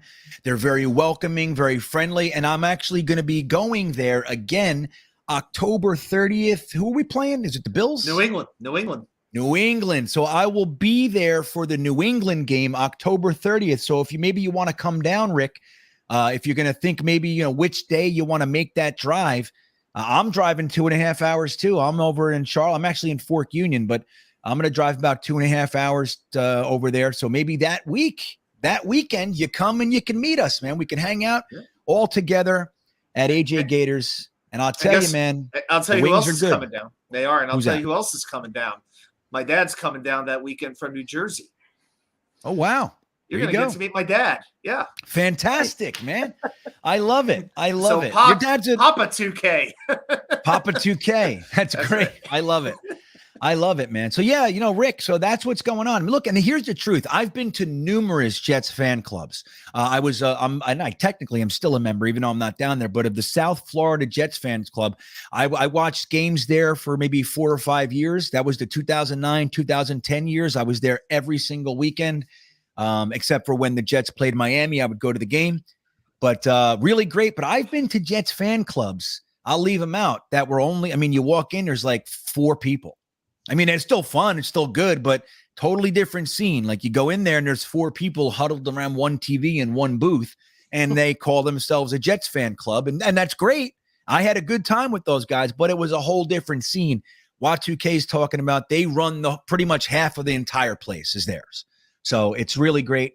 Every TV's Jets. So anyway, if you guys look, man, if you're out of state, there's a Jets fan club near you. I want you to know that we are a very well-traveled fan base. Like, we're everywhere. They're in San Diego. There were some in Arizona. I know there are some in Texas. Jeremy can tell you they're up there in California. We're all over the place. So you should look it up. There is a database, New York Jets fan clubs. There is a database if you Google it, and you can find that out. So John Hepburn reminding everybody, if you are going to be in the New York City area on, for September 11th, opening day game, if you're there the day before, we are all meeting up at the world famous Coney Island Cyclone. Jets fans are going to descend on literally the world's most famous roller coaster. We're going to ride it together, and we're going to do the Jets chant from the top of the Cyclone going over the hill. If we have one train, we do one train. If there's 30 trains of us, we'll do 30 trains. We're going to film it and make all kinds of fun videos, and we're going to have a great time. Then we're going to go get world-famous Brooklyn pizza from L&B Spumoni Gardens, and then we'll even get some Spumoni. You don't even know what the hell that is. I know it, but you're going to love it. Perfect thing. Isn't it great, Jeremy? Oh, the Spumoni, man, is just out of this world. It's the only thing that we have that I can compare to all the gelato in Italy. It's like so good. As good as that is, I'm like, we got L&B Spumoni Garden Spumoni. So yeah. So anyway, if you guys are around, look, if you're flying in, you're driving in for the game, you're going to be there, dude, there's no better place. Like, come to Coney Island, man. Like, you get, it's like killing 5 birds with one stone. You get Brooklyn pizza, you get the Coney Island Cyclone. We can even walk over to Nathan's. It's literally like a block away, 2 blocks away. You can real quick get a famous Nathan's hot dog. You do all kinds of stuff, and you get to hang with us, and we'll go to the Jets game the next day and watch the Jets beat Aaron Butler's team. Aaron Butler he's trying to convince us. I got this guy, I got that guy. What are you going to do to stop this guy and that guy? Aaron Butler, we're going to beat you. And that's going to be so funny when you come back here. Because, the thing is, we're Jets fans. We're used to it. You're not used to it. So when you lose, especially to us, you had better come back. I'm going to find your ass. And you better come back, and we'll talk about it. And we can help dab your wounds. When you're all sad, we'll wipe your tears. We're a nice fan base. You'll see, Aaron. So, hey, listen, let's talk about this. Now, guys, look at this. Nick's this Spumoni. What the fuck's going on? It's really good, guys. But so Yeah, I don't know how many of you know or don't know, but I'm going to tell you right now. Back in the 2021 draft, the Jets pulled a very aggressive move, more aggressive than a lot of Jets fans were prepared for, from our general manager, who up to that point had only traded backwards in the draft and acquired more assets. We decided to jump up from 23 to 14 in the first round, and we gave up our 2 third-round picks, one of which we got in the Jamal Adams trade. So a lot of Jets fans, myself included, were upset that all of a sudden we don't get to pick anybody in the third round. I'm a real big sweet spot. Third round is a sweet spot. Like, I'm a real big third round guy. I love third round picks. So I was upset. Now, Joe Douglas did get a 4th round pick back. So he traded his first for their first. He gave them 2 thirds and they gave us a 4th. So it was kind of a little bit more even than it looks. But even though guys like myself initially were upset, we got AVT, who we're all pretty confident is going to be a good player. But as of 2 days ago, this is the crazy turn of events. The 2 guys that the Vikings picked with those third round picks, they decided to cut Wyatt Davis, at one time being considered among the top offensive linemen in the entire class. Cut. And who's the other guy? I forgot. I'm blanking. What, UK? Who was the other guy? You know? Kellen Mond. Kellen Mond, the quarterback. That's right, the quarterback. So quarterback Kellen Mond, who was snatched up quick, by the way, and Wyatt Davis, the third round picks, they just cut them. So just like the Marcus May thing, you know, all of a sudden Joe Douglas looks super smart. Maybe Joe Douglas looked at the potential third round crop and said, you know what? I don't even like anybody that's going to be there in the third round. Likely, I want this guy. So, Jeremy, I'll start with you, man. What do you think about this? Does this make JD look brilliant? You think it's just happenstance? It is what it is. We're only talking about a year later, bro. What do you think? Yeah, I mean, I think what it means is we know so much less than we think we know. No, and I'm not saying that like you know, like we all think we know so much about what's going on behind the scenes and this and that. And I don't know if there was any indication or indicator. I just know that it just seems that JD is right a lot, because he has a lot more wins than he does losses. Like, if I'm keeping score. So I just love JD. It's really good. Frankie, what do you think about it? Like, does this mean anything? Is it just like, hey, yeah, it's interesting? Or like me, I'm taking this, it's like groundbreakingly, at least interesting for me. What do you think, Frankie? What do you make of this? Well, if we had the third round picks, there's no saying we would have used them on these players. No. So I'm not sure what it has to do with us. We traded the picks to get AVT. We like AVT. We think it's a good trade. And then they used these picks, and there was the previous regime. It was pretty Ricky Spielman. It wasn't Kwesi Adofo-Mensah. So they had a regime change in Minnesota, and they said, we don't like these guys that the other guy picked. You know, it happens. The same thing happened to Chaz Surratt. You know, right? Another third round pick. So that's 3 of the 32 third round. Oh, there might have been more with the comps. Let's say there are 32 third round picks. 3 of them were cut, Frankie. 3. Yeah, I mean, I think that says more about old pretty Ricky Spielman than it does anything else. I mean, but I don't like to. I don't really look at it that way. I just look at it like Joe D takes his assets and figures out a plan and then executes on it. And more often than not, he hits. You know, so it could be worse. I mean, this is basically like a Ja'Kai Polite situation, and we just don't want any Ja'Kai Polites. Yeah, right. Very similar. Another third round pick by Mike Maccagnan. Very ill-advised pick. But Mike Maccagnan thought, hey, at one time I heard this guy was a first round pick. He's still there in the third. Clearly he's a gem. I want him. Now, I want to admit to you guys, I don't like Frankie's answer. I think it's bullshit. So Watch UK, what do you think? Doesn't this make JD great? And the Vikings got, by the way, with our first round pick, Christian Darrisaw, who they love. So, I mean, they do love him. They like it. Well, I'll tell you what, Greenbean, would you like me to make this trade a little bit more Jets focused? We're not going to make it about the ineptitude of the Minnesota Vikings. Would you like me to do that? Only if you mean it, buddy. Only if you mean it. I mean it, I promise. Okay. Okay. Let's there you talk go. about that pick number 143, that fourth rounder that we got. So here's what we did with that fourth round pick. We flipped it for a 5 and a 6. And then we traded the 5, and those picks turned into 2 players named Jason Pinnock and Jonathan Marshall.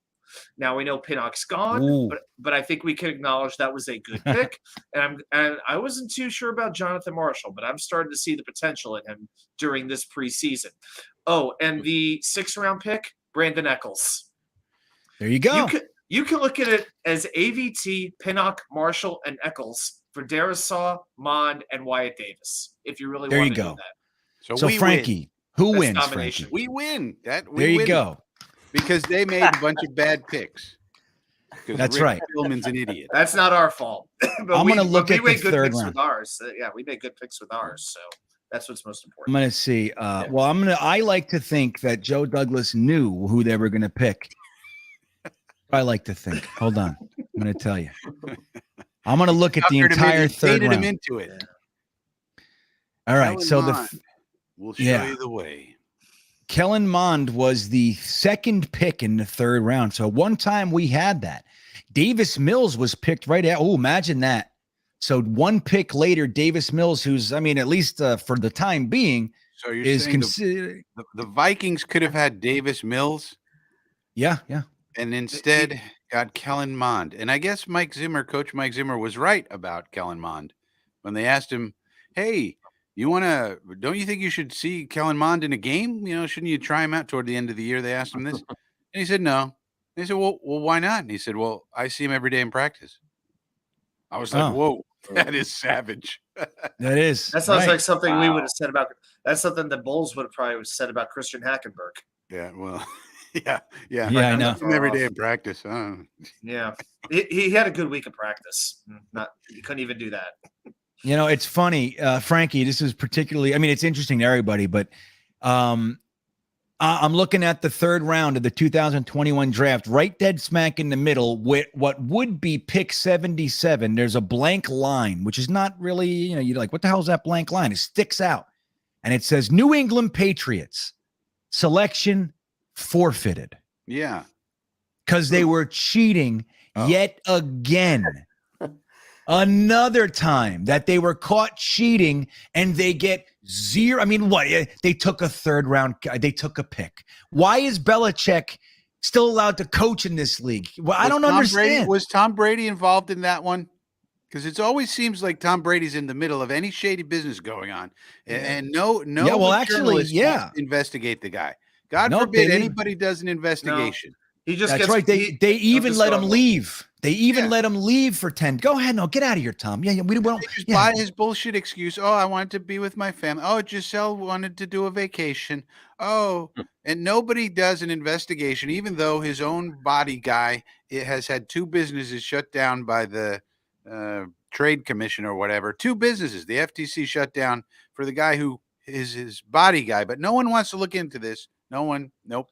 No way. Just eat more It's avocado ice incredible. cream and get another Botox treatment, get another facelift or whatever the hell. Yeah, I know. He looked like when he came back, you could tell something was up. He looks like a ghoul. Is what he looks like. Well, he looks like he's 25 years old or something with a gaunt face. I mean, I don't know. Yeah, but it's interesting. But anti-aging these days. But it really is incredible. Like you have these guys, and Tom Brady, even though the pick was forfeited for the year after Tom Brady had already left, Tom Brady was a part of the team that got caught cheating yet again. And it's like, it's just crazy, man. Like, not only do we take picks, but there's no, real legit penalty. Like, you can't coach for a year. You cheating son of a bitch. How about get out of the league?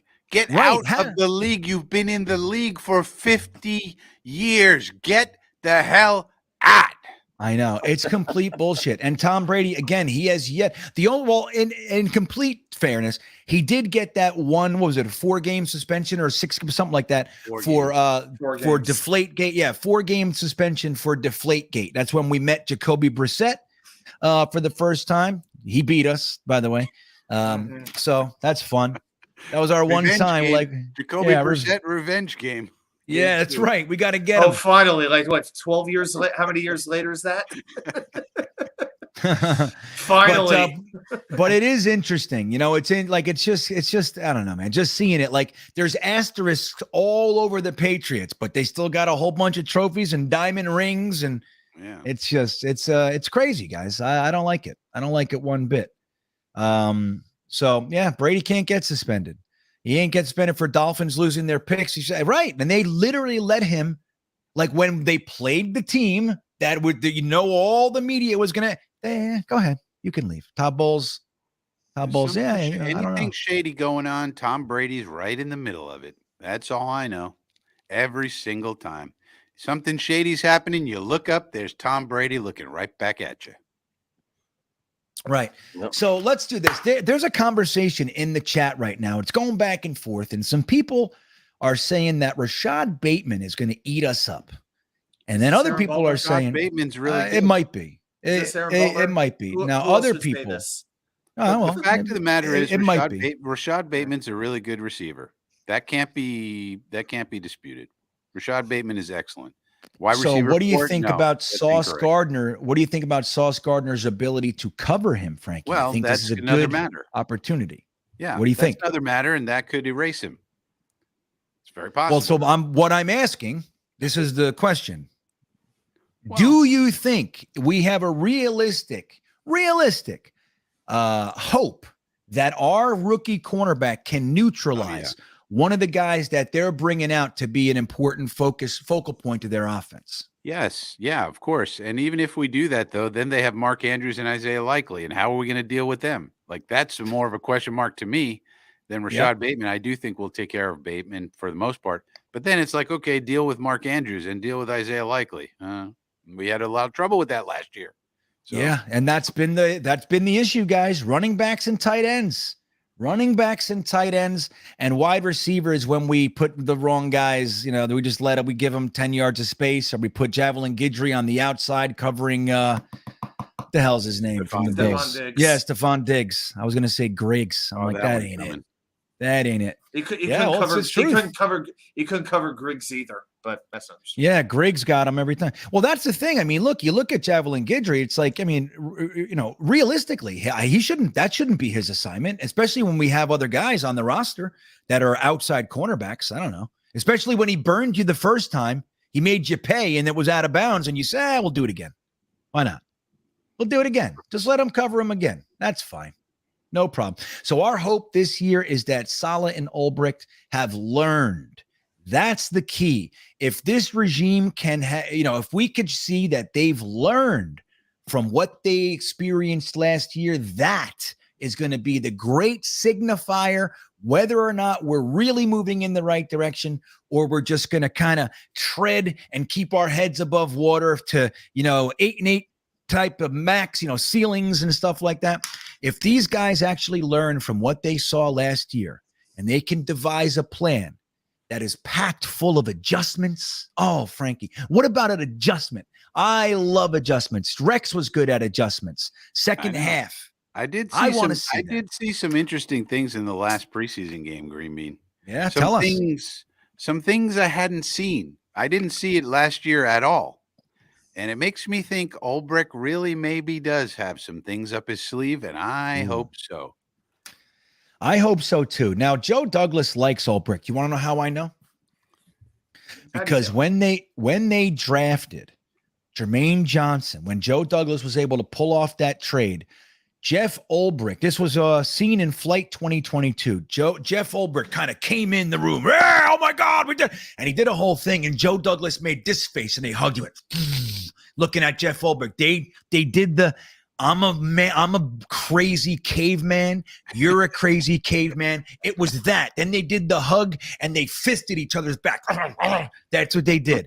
That tells me they're friends. Yeah, Ulbricht had the big plaid shirt on. Ulbricht looked like he came back from a camping trip. Like he was hiking in the mountains. He was chopping wood outside for Woody. Exactly. Woody's like, hey, Jeff, you're not doing it. Can you go chop me about 3 cords of wood? I'm on it, Woody. That's Jeff Ulbricht. We'll be busy over here getting wide receivers and running backs. We're not going to pick any more defensive players, Ulbricht. You sit over there. He's just like, I just have one request. If Michael Clemens is there in the fourth, could you grab him for me? Knowing the previous year, Ulbrich didn't think he'd be needed. Knowing the Jets, he didn't think he'd be needed till the 5th round anyway. Yeah. It's like, oh, they go offense first 4 rounds all the time. Man, they don't Amazing. need it right now. Well, what an interesting thing too. The fact that we went into this draft, we had 2 seconds, we had the fist, and we just left it all in the top 4 rounds. We used everything we had to just consolidate, compress everything into the first, second, third, and fourth rounds. And the larger portion in the first. I thought this was a great draft. What fun, man. Now, speaking of that, Kyle Ornsby's checking in, Jeremy. He says, you think there's more talent on this team now or 2015? That's the Brandon Marshall, Eric Decker, all that. What do you think, Jeremy, if you had to put your finger on one of them? It doesn't necessarily, it might not necessarily translate to wins or being as competitive as the 2015 team, but I think there's more talent. And the reason I'm saying it might not translate is just because the talent is there, and it could explode and be great for us, or it could be they need some more time in the oven to cook. I mean, these kids got to develop, right? So we have a lot of players that are developing and haven't even come close to coming into their prime. They're in their second years. Right. I mean, and prime comes sometimes in years 3 or even 4, 5, and 6. So I do think there's more talent. I certainly would argue easily that I wouldn't want that roster now. I would want this roster because that roster proved that it wasn't built to last. It wasn't built to be sustained. And we're hoping that this roster is a sustainable roster for years of competition and competing. So, so from either perspective, whether I was to say just pure talent or if I was to weigh it on which roster would you want, both I go with the current roster. That's well said. I mean, the truth is there might be twice as much talent on this roster as 2015, but we don't know. We don't know what these guys, Elijah Moore could end up being nothing. Imagine that. Like, what if Garrett Wilson's a complete bust? It doesn't look like him. He looks pretty good in the preseason, but we don't know. What if Zach Wilson never amounts to anything? It's like, we don't know. And clearly I'm not rooting for that. But it's like the truth is we don't know. I will say this, Kyle. The cool thing is that you can actually ask that question and have it be received with constructive thoughts, not like laughter. You know what I mean? So that's the positive. That's the positive. Rick checking in. He says, it is simple. Oh, he's getting down to brass tacks. Michael Clemens, the second coming of Bruce Smith, will knock out Lamar Jackson. Wow. And Frankie. Lamar will like it. Yeah. Well, this is pretty insulting to Bruce Smith. I'll say that. Well, it does. You're right. It pedestrianizes him. Yeah. Yeah. Bruce Smith is a Hall of Famer.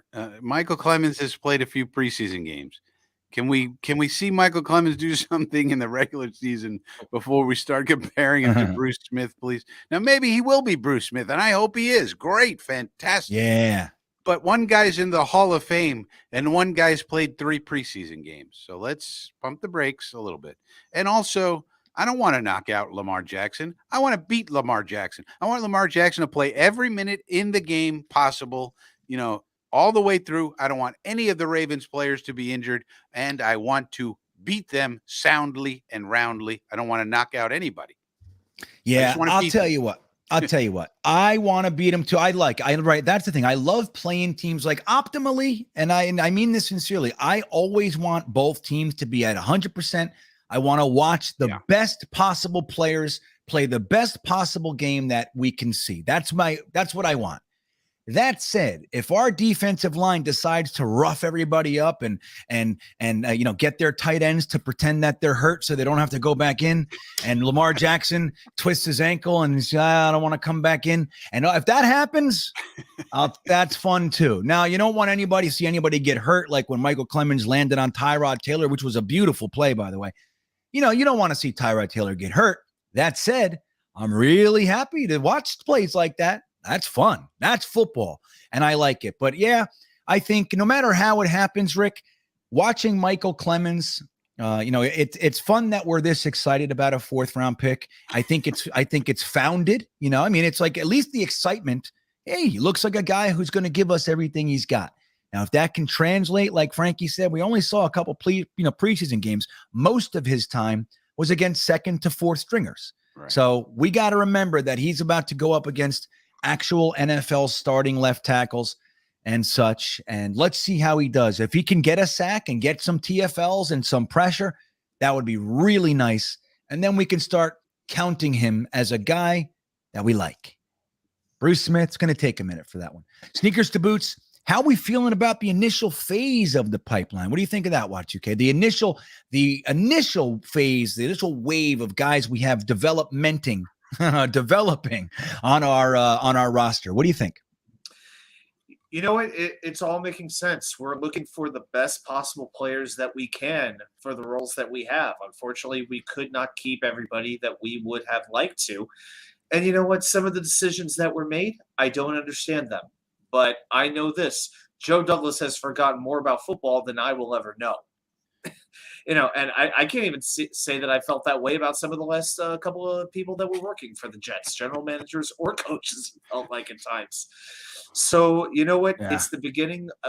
It will be very interesting to see how we feel about this franchise 4 months from now compared to how we do right now. Right. As excited as the vast majority of us are, and I think by and large, I'd say about 95% of Jet fans are excited about where the team is going. There is the small minority who is just, I'll believe it when I see it. But I have a feeling 4 months from now, we are going to be way higher than we are right now or way lower than we are right now. Yeah. I don't think we're going to be like, just it's like one way or Good another, point. this is right now, or it's like, this is not working. This is pivotal. Yeah, that's a good right. I mean, look, last year in my final live stream before the season, we spent the time doing a season roster, a schedule record prediction. We came up with 11-5. That's what we came up with. I don't know how we did That's that. all we did. We couldn't see it. It was a few hundred people in there. They couldn't see how we wouldn't be anything less than 11. How we could be less than 11. We thought Adam Gase was holding down our players. That's right.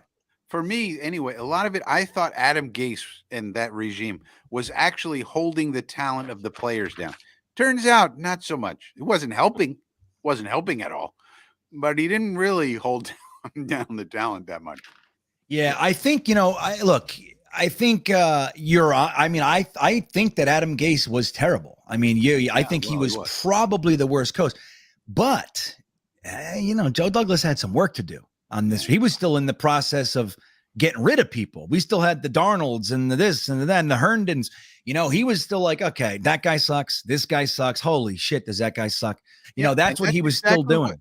And that's what Joe Shane's doing right now for the Giants. He just had a press conference where he said something to the effect of, it is what it is.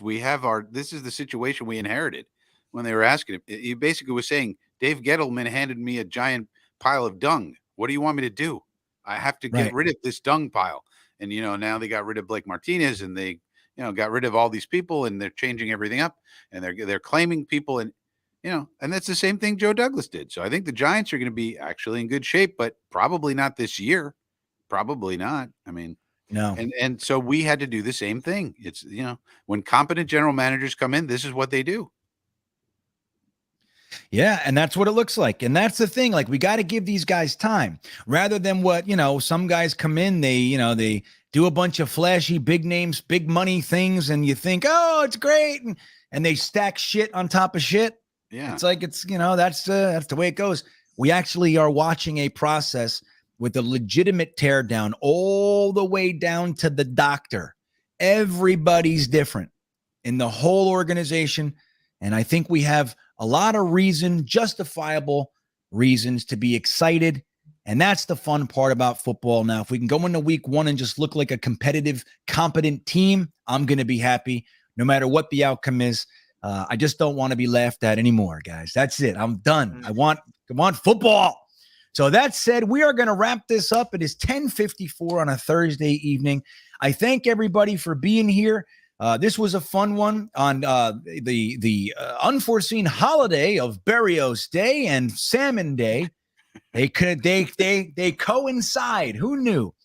So Jeremy, we're gonna end the show, but before we do, why don't you let everybody know what you got cooking? What do I got cooking? I am a week away from being in the airport and flying out to New Jersey. That's what I got cooking. It's going to be a great Nice. weekend. I can't wait.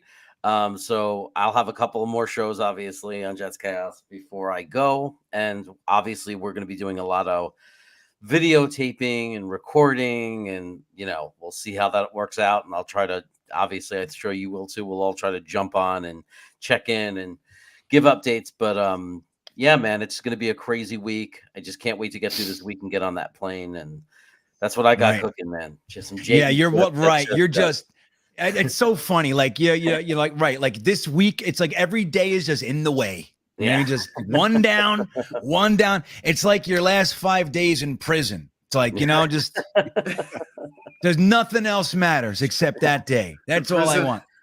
The prison of Sacramento, California. And of course, we get hit with an insane heat wave. So, so the last 5 or 6 days here, we're over 100 degrees. It's absolutely ridiculous. So, yeah. Well, it's funny. Like, as you guys know, I ran rehabs all the time. And when, they'd be there 30, 60, 90 days.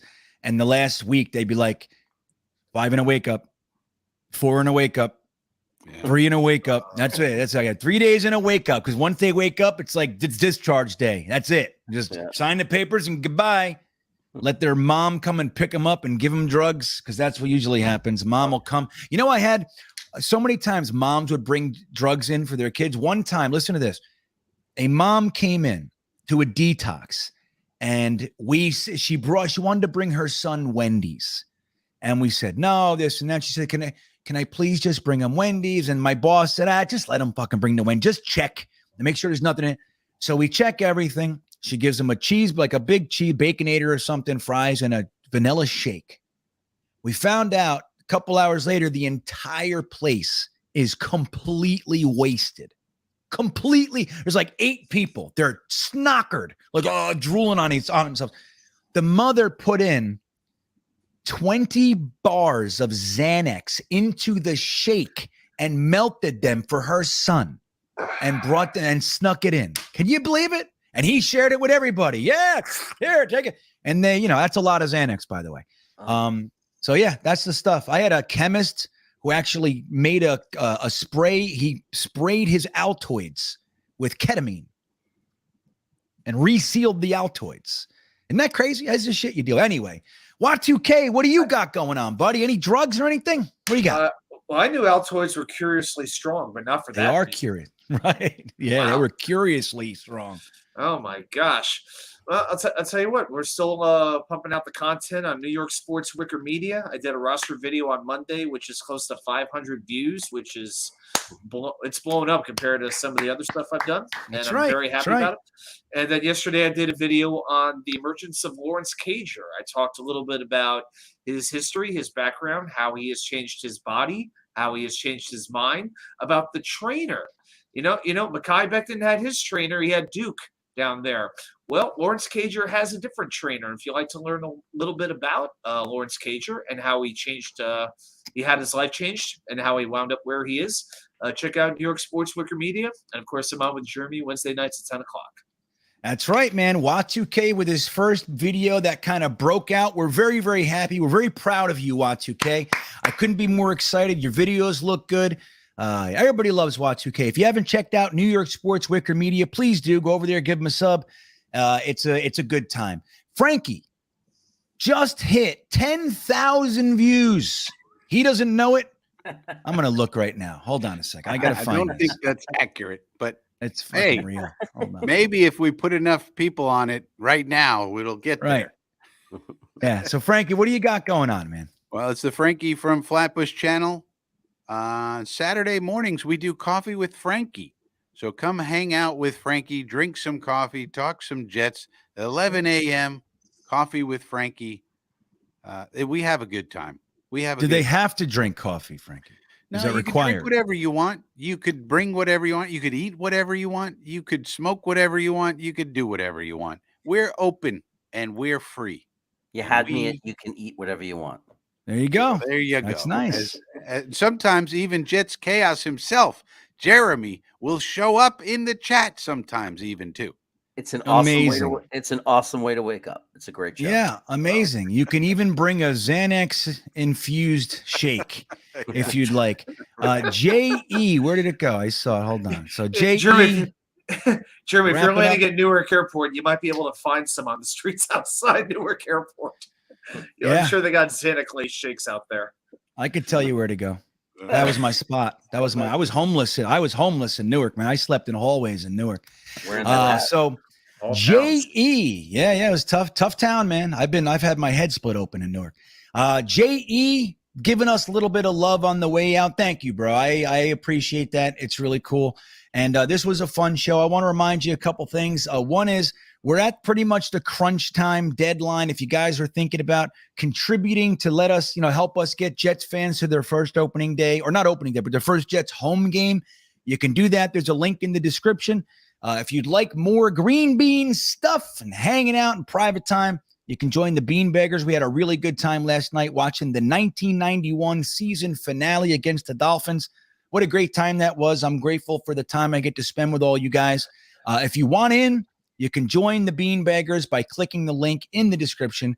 It's a good time. Jeremy actually raffled off or auctioned off or gave it away in a contest a full year of Tier 3 Beanbagger membership, and Rivka Board from JetX actually won it, and she's been in the Discord chatting it up with us, so that's nice to have her on board. And if you want in, you can go ahead and do that. That all said, guys, have a great night. This was a really fun show. I had a great time. I hope you did as well, and we will see you. Where is it? We will see you next time. Yeah, here we come, baby. Here we come. Here come the Jets, man. I want to kiss you. Thanks, Joe. Yeah! You want to run or you want to duck down? You want to duck, just go over there and get onto the bench and stay there. You play to win the game. My message for the fans, we're all frustrated with where we are right now.